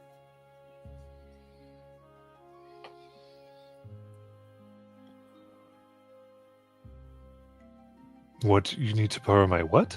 The lanterns. My lanterns? Well, I guess for you I can do that.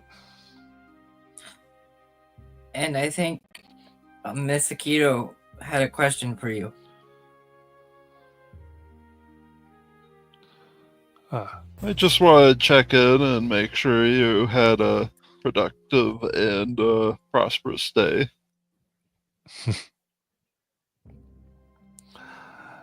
It has been. It has been, in fact. Kind of turns and looks at Nanika. I noticed your spells. You're growing quite good at that. Thank you. Kind of just kind of gazes and says, I was hoping I'd see you. And they take out this small, what looks like to be a scale that's wrapped in this almost like red hair. She passes it over to you. She takes it. There's no one really here that is better than you. if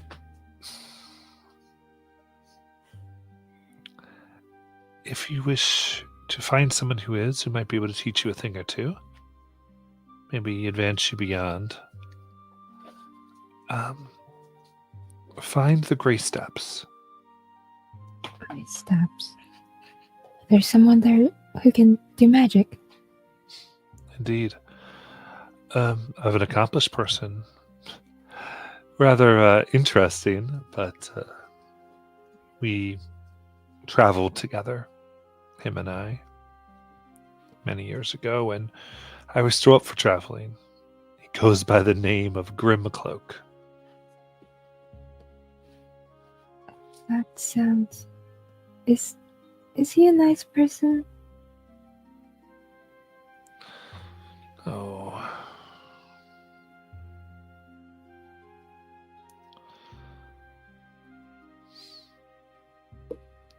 They are a nice person. Even if, well, if you find them, you'll see. Okay. Thank you very much. Of course.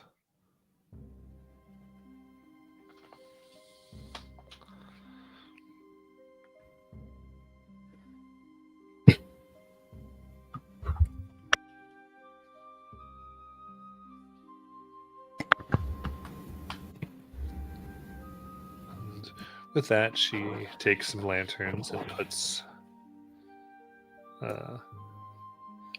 them out to you. Well, don't get into too much trouble. Thank you. I'll make sure they're retained intact this time. That would be preferable.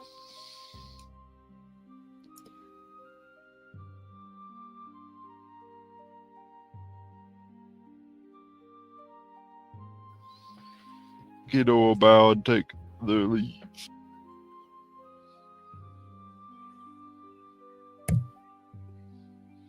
So did we want to try the spirit thing again, or did we want to stop by Miss Lindley before we...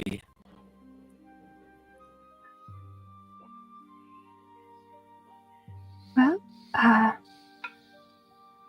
we could drop by. Akito, did you have something you wanted to ask Miss Lindy as well?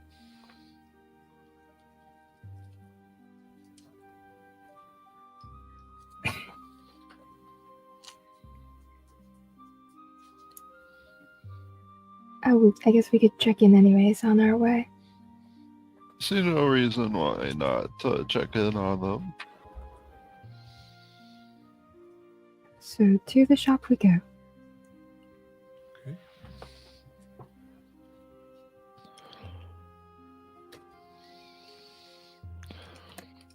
Very good. Moving there, you can find the stand itself has an appointment book that some people have already begun to fill out for the next day of when to come back and show them their broken device, possibly, or when to have a personal meeting with Miss Lindley. For her part, you spy her just sitting on top of this stone statue of a spirit, holding in its arms, almost cradling a elf child. And she sits kind of a large cigar in her mouth, sharpening some of her tools, blowing out, and the red from the top of the cigar just highlights her face and shows with her slight smile. She watches all of you move about.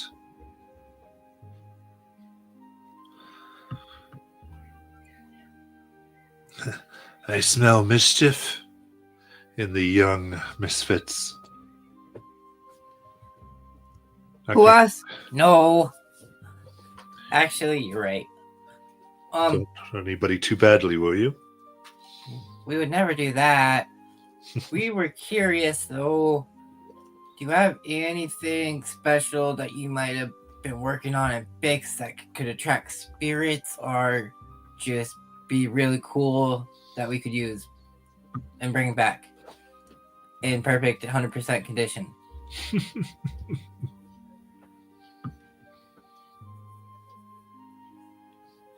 Spirit attraction. It really depends on what spirit you're trying to attract. I want to attract a kale spirit.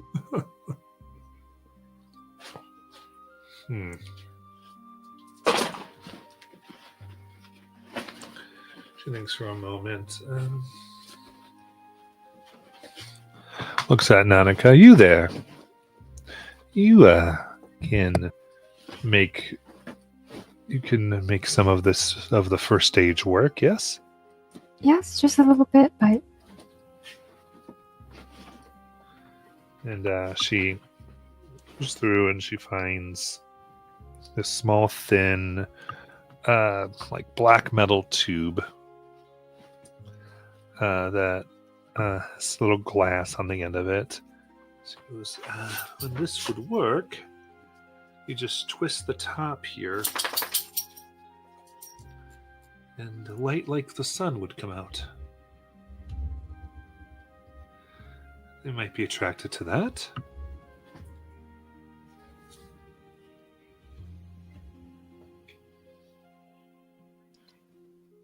oh.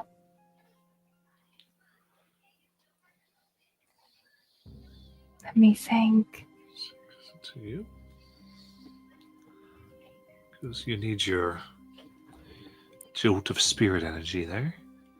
You need to focus and channel it. Usually only spirits haven't been able to convince one to make this work yet. That would actually be really helpful, wouldn't it, Imaru? I think so. Thank you so much, Miss Lingboy. Sure thing. Just make sure it comes back to me. Only letting it to our Fix-It crew for tonight. Yes, we'll try our best to. We'll, of course, keep it intact. I'll make sure it's returned safe and sound.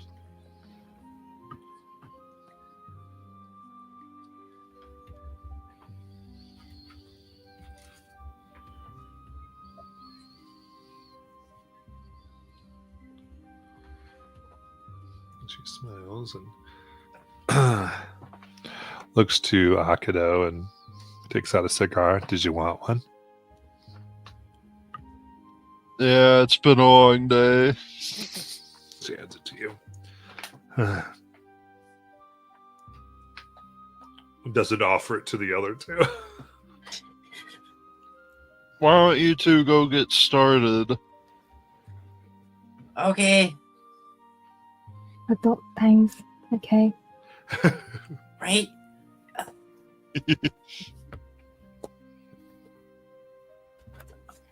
Norika, what if we put like a piece of kale over that thing and it would like make a green light, right? Yeah, exactly. Yeah, and then we could put the lanterns up and have them like start following the lanterns, and then you could use the green light to spotlight me. So Yep. they'll think I'm like kale also. Hopefully, I don't know, maybe. It will be the Imaru concert. And then we can convince them. Yep, let's try that.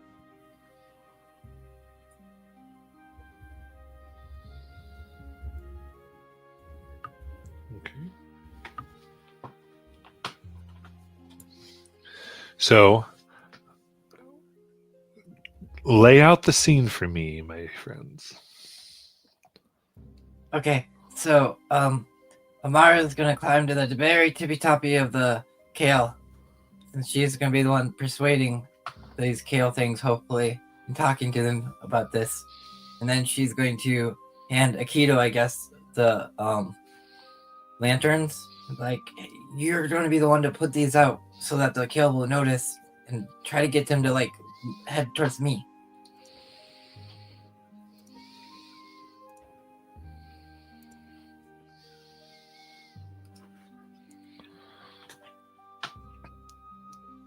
Okay, so Amaru puts themselves where? Maru's gonna be at the tippy toppy of the kale tree. Care tree. Okay. Yep.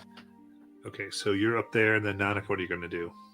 Nanaka is like kind of 20, 30 feet away from Imaru, not trying to scare away the spirits.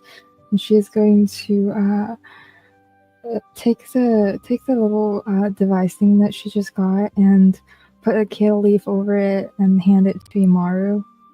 And not hand it to Imaru. Wait, how far does the light go again? With a kale leaf over Mhm. it, I'd say 15 feet. Okay, so she'll be like about 15 feet, kind of, and trying to cast Jolt on it and make Imaru be in the spotlight, the green Okay. spotlight. So, and it's this small little beam that maybe gets to be a foot as it shines on Amaru's face. So scary. Nanika flapping, keeping it up.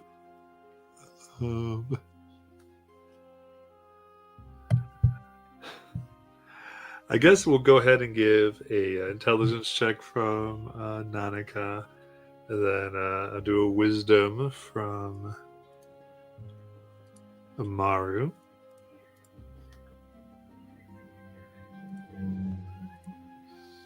It's not too bad considering everything. 12? 21. Nice. So with that, you see from below, and I think, Akira, if you wanted to walk up at this moment, you could, however you want to do this, but you start to see these little pieces of kale, some, the kale spirits, rather, jump off some of the roofs and let the wind sort of carry them, and they little hands grab to the edges of their frills and maneuver the leaves of themselves so that they can expertly glide down to the kale tree. And as they do, they seem to at first be able to attach themselves to it, and then they enter it, and then they pop out next to and on Amaru. After a few minutes, there's about 7 that are all on various parts of Amaru's body.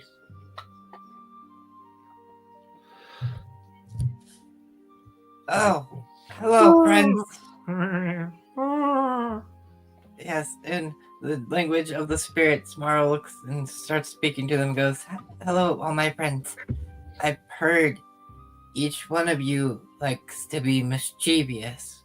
So to honor you this day, me and my friends would like to allow and give you the opportunity to perform a prank over the village at the special kill festival and get all of the Query village in one prank. They kind of gather to a group now on your lap. Perfect. One prank. Get them We all. are going to have them perform a ritual dance to you that they will fail because it's going to be impossible for them to follow the moves up. And when they fail this ritual dance, you will come out of this thing like a giant spirit all at once and scare them because they won't see it happening.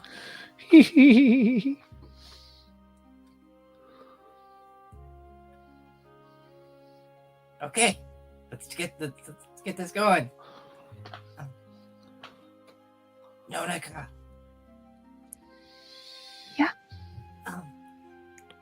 Can you be the person on the ground that pretends to tell them what to do? I'm talking to you. Yes, I can pretend to be. Yes, I can pretend to talk to them. And then you could tell Akito the moves. What in the Akito, you just perform some crazy dance moves that they can't follow. And say, you must follow Akito's steps by step, or the angry kale tree will show itself.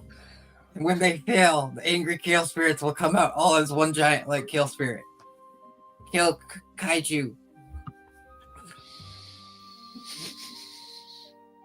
that killed you. Kills you. Oh, All right, no. guys. Best of luck. I did my part.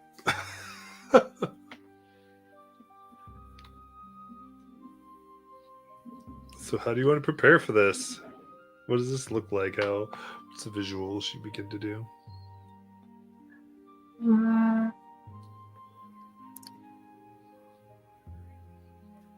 So, I think to start, Nonika would like to hiding in a little corner and randomly start to cast Jolt on anything that could be applied to all around.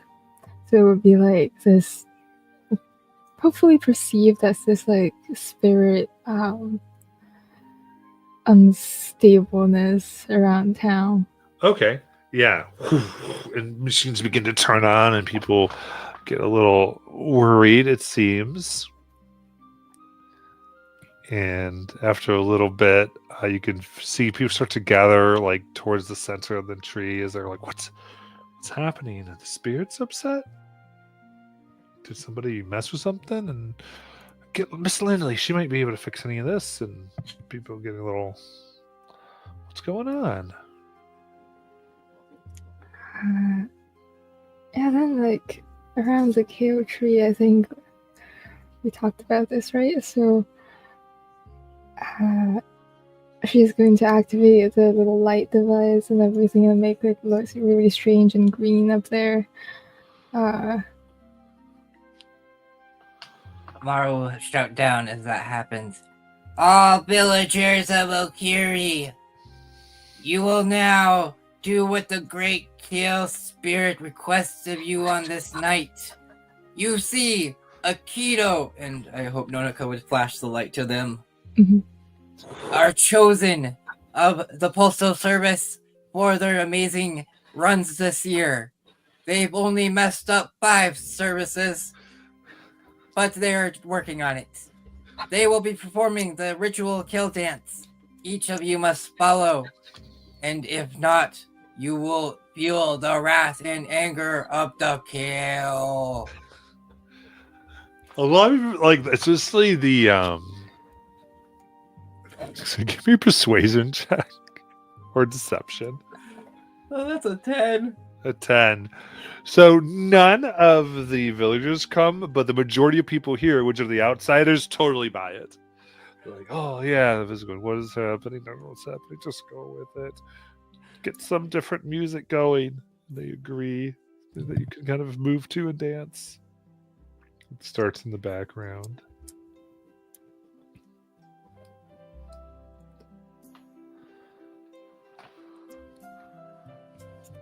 As the lights go on Akido and people move their lanterns and move it so it's more of a stage. And as this happens, there's this kind of moan from above at the action, and the translucent tentacles of a jellyfish going by is illuminated by the candles, by the lanterns, and the light moves through the tentacle and bathes you in this pink wash, Akido. How do you lead the dance? As we rehearsed, start simple, but near the middle, I'll just start throwing in random moves and they'll end with a break dance. Okay. So As we'll start with the simple moves. Give me a performance check. Do we have advantage for having rehearsed this beforehand? Yes, I'll give it to you. 12. Okay. Let's see if they can match. They get a 16. They end up doing the Sippa movement so effortlessly that as if they have seen this before, and it's much more steady and graceful than even yours. So I'll look at each other like, we got this. They're growing confident.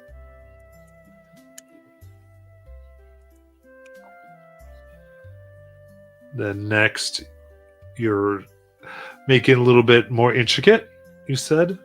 What's it look Yeah. like?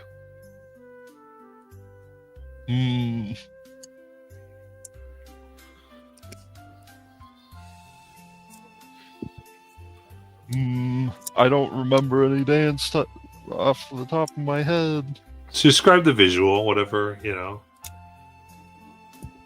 Hmm. You can make it look like one of your Pirouette. like Go with Tai Chi's pirouette. katas if you want. Let's go with pirouette. All right, get everyone to do a pirouette. Give me. You can do Dex performance if you want. Please. That wasn't with advantage. Oops.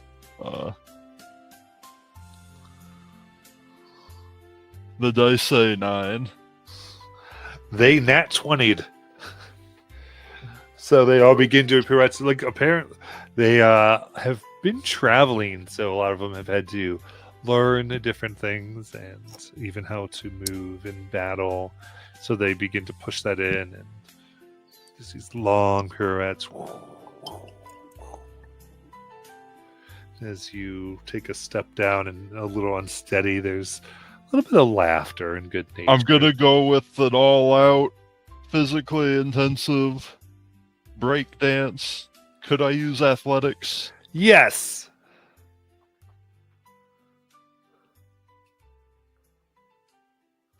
Oh my goodness. The dice do not want me to roll high today. 7. I'm for a 13. 13. With that, they only get a 10 as they begin to go, oh, okay. I haven't seen this before. So begin to maneuver and they begin to knock into each other. And before you know, there's a big pile of the visitors on top of each other. Oh. I'm gonna throw up a sign with like 2 finger, the pointer and the index out, thumb and pinky and the other finger closed, and that will be the sign.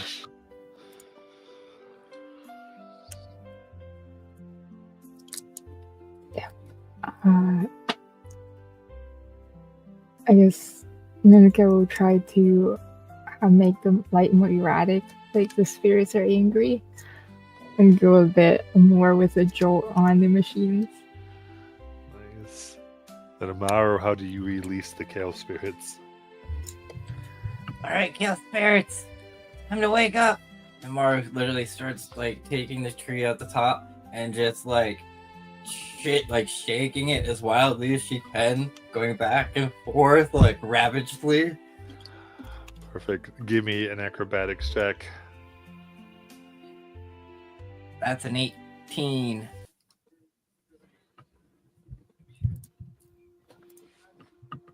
All right.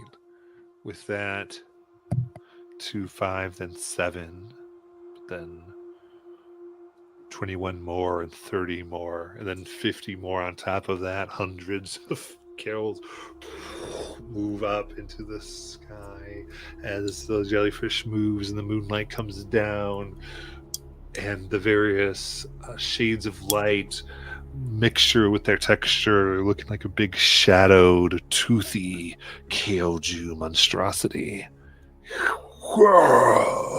They all kind of try to intone low. It goes a little too long.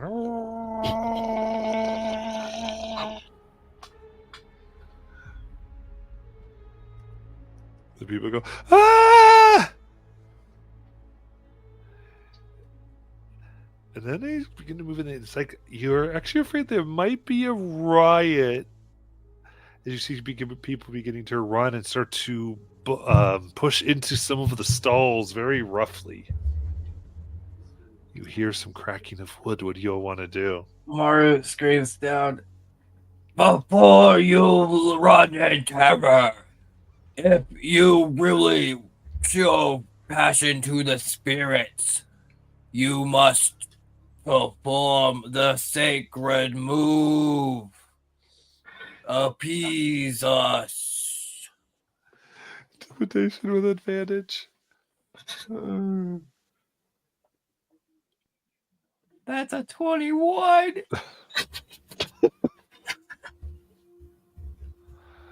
With that, they stop. They look around, and finally, one person speaks. The leader of the team that you defeated. All right, what do you demand us to do, Great Kale?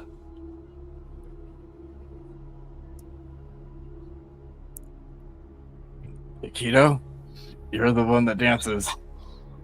Show us the move, Akano.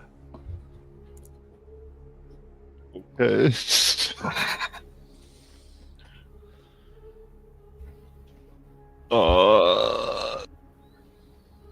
Could somebody spitball ideas? I am Let's deep go. in yours. Let's go. Oh no. Okay, we're going to dance to some funky beats. Okay, before you do, this stage made of sand is going to rise beneath your feet. Give you 5 feet of elevation. And hopefully advantage. What's the move you're going to try to do?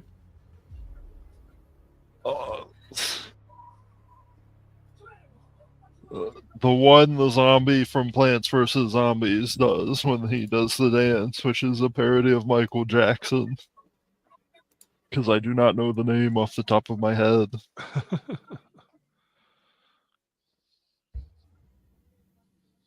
The thriller dance. Yes. Yeah.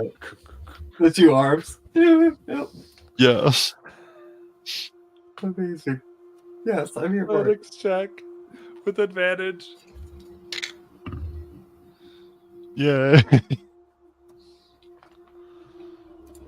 14.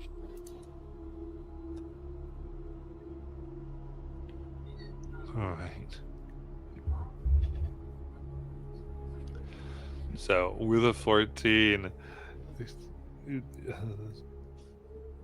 sorry, begin to do the okay, put their arms in the air as they dance in the shadow, and they end in the pause. And I think that's when the Kales just begin to laugh. They go, hee hee hee hee, and they burst to begin to float down on everybody. And they start to give little kisses.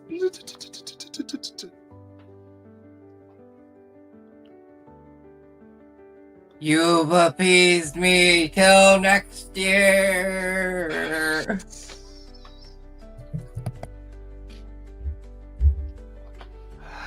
And that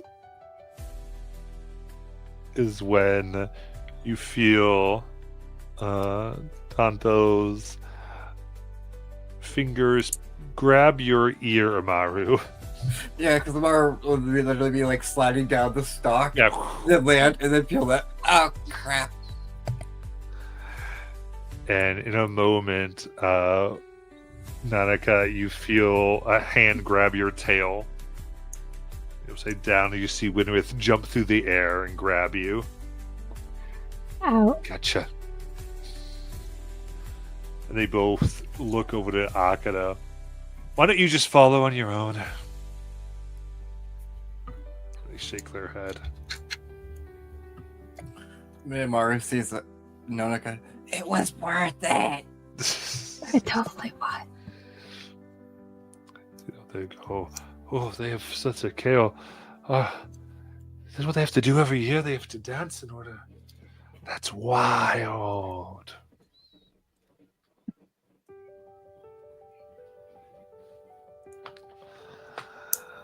Dato looks all of you and goes, you look pretty proud of yourselves. Well, yeah, the festival went off with a hit. He chuckles.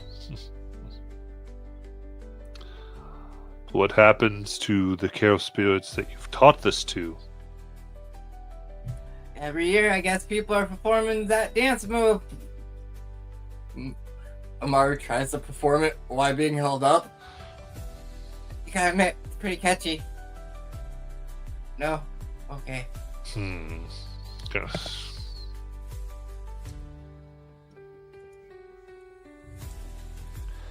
And Tonto here takes out of his pack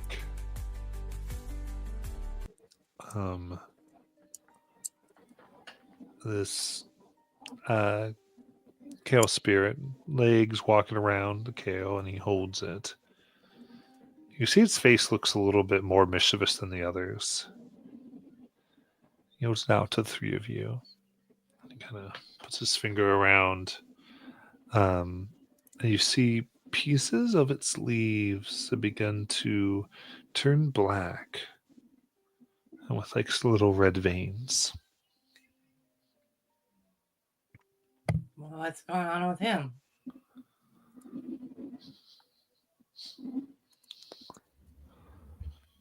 Gives a sigh.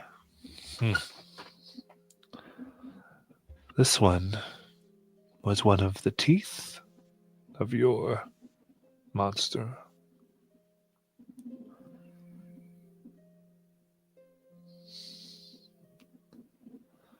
You mean we did that? No. Not kind of size. Have you heard of things called demons? Are they like big Only in black snakes passing. that come out of people? You don't know what they are then. No. Like spirits, demons can take many shapes. It's like spirits can fly through the air, be watery guides, be wind, even be animals. There's not one shaped spirit, therefore there is not one shaped demon. Because, listen closer, every demon was once a spirit.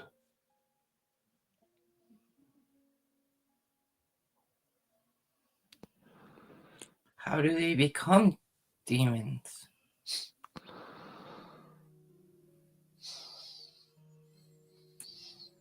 Many start in different ways.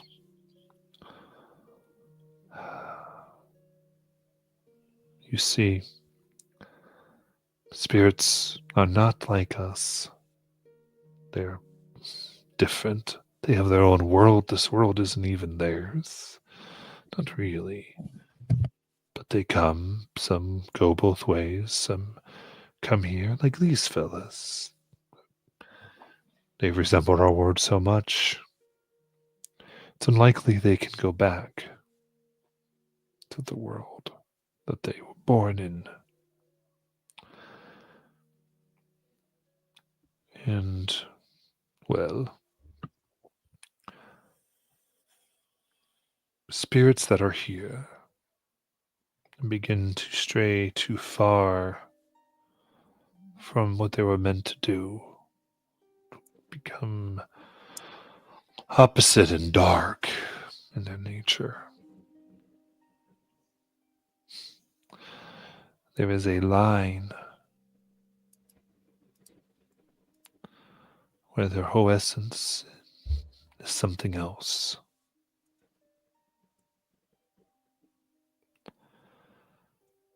They become malevolent.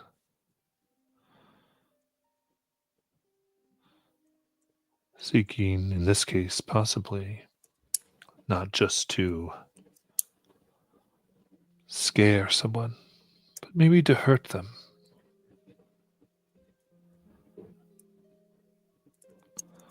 Could be a trip. But there's a line between friendly mischievousness and true harm of malice. And this one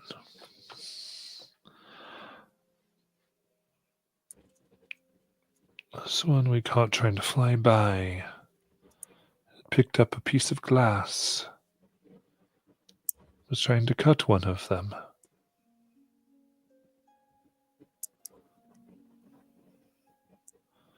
And we stopped it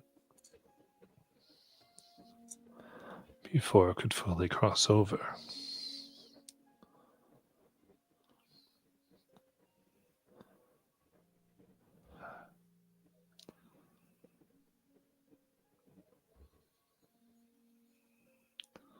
We hope it has been saved. It's rare. We've never been able to see one in this stage before.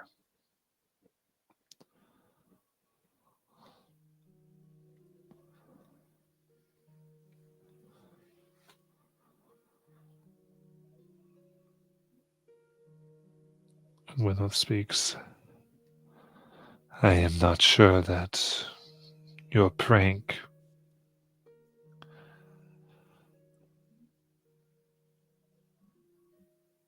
is responsible for this one's destiny. Likely did things before this, but it may have provided the moment for it to cross the line.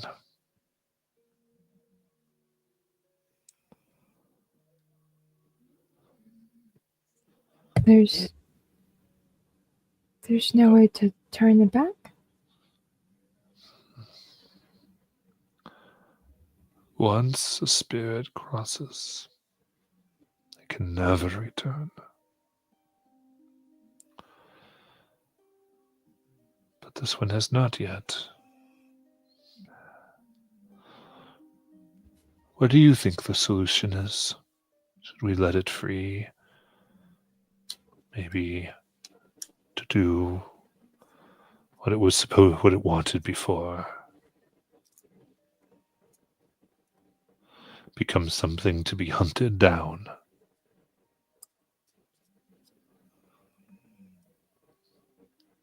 Would we help bring it home?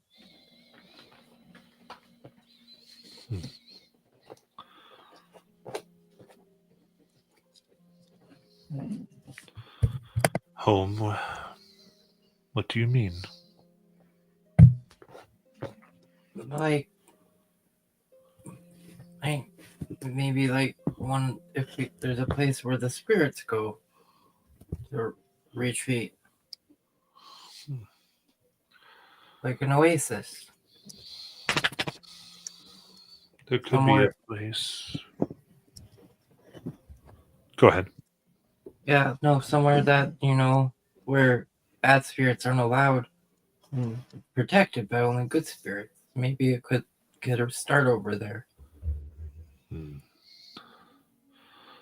To Winrath. There are many places in Opojima. There are many spirits. It's not another question that one could exist.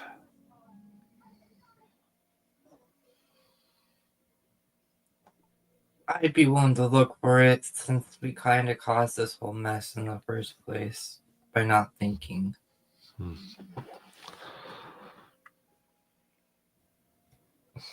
Don't be too hard on yourselves.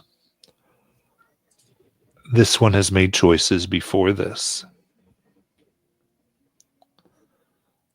They don't happen overnight. But frankly, I thought this was a good time to show you the effects we all have on this world. That being said, the look on their faces was awesome. Wasn't it? When the hits him. I'm sorry. But reflect on this, on actions. You don't want to be a stick in the mud.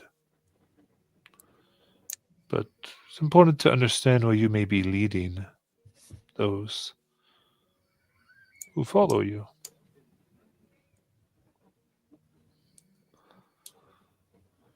And Will says, but seriously, don't ever stop having fun, Nanaka Maru. And Akuto, I love that you got in it. That dance, very good. I thank you. She clears her throat. I think then, maybe this one is yours to care for. What do you think? I'm look willing to take on that responsibility. Perhaps we can guide them onto a better path. Hmm.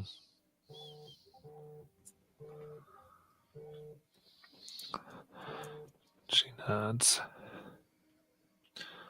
I hope so. But wherever this one ends up, remember, it will make its decisions. I don't know if it can get further from the line or regain anything. But I do know whether it goes over or comes back and finds its true self. It will be its decision. Do you understand? Yes.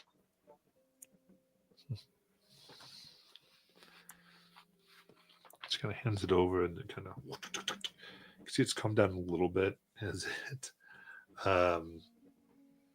climbs up on your shoulder, Agato, and then like kind of tugs on your ear.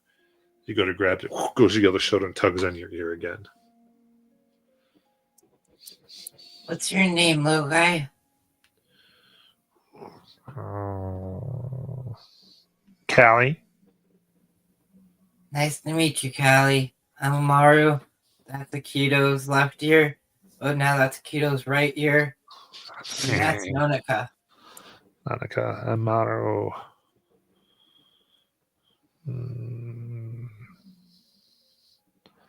Akito.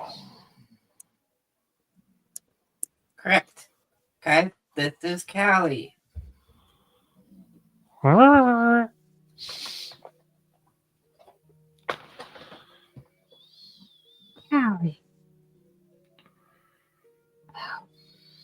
We made a new friend. We did. Welcome to the group, Callie.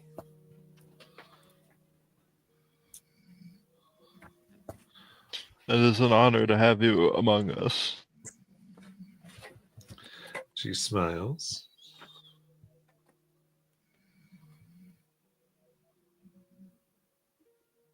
I think Callie and Mr. Snake will be best friends. They have similar color schemes. Mr. Snake? Oh, Heard we of haven't this told you one. about oh gosh, Akio, we have a lot to fill you in on. Yeah, so long story short, Clover might be Mr. Snake, or he might be Clover. We can't really tell. If But when- Clover's nice, it's Mr. Snake. Yes. If Clover's not nice, it's still Clover. Squints.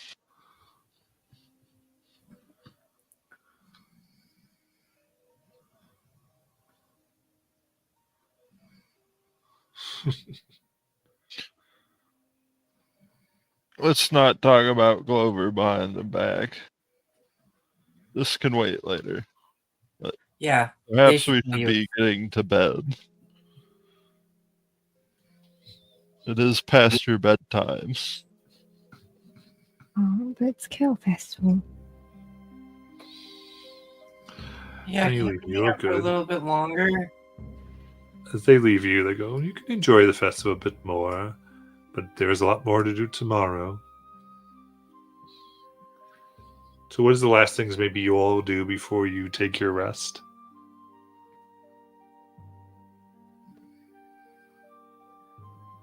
I'll probably show the spirit around where they'll be sleeping, or just hanging out while I immediately fall asleep. Amaru helps clean up a little bit if there was anything that was messed up before they go to bed, and then also returns the lanterns that they borrowed. Nice. Yeah. Danica will help Pinor with that a little bit, and then she will think really hard on this Grim Cloak person before she falls asleep. Oh yes, we must return that device too. Oh, that's just right. Danica will do that as she's cleaning up and everything. Nice.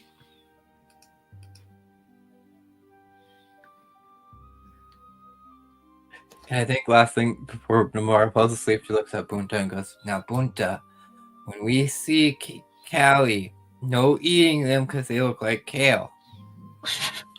Mm. Oh, I know. They look pretty yummy, but no. Uh-huh. Red. Mm. And that was you. Mm. Yeah, good boy. It was a big lick from ankle to face. And then she just passes right out on him. It falls asleep with its nose buried into your stomach.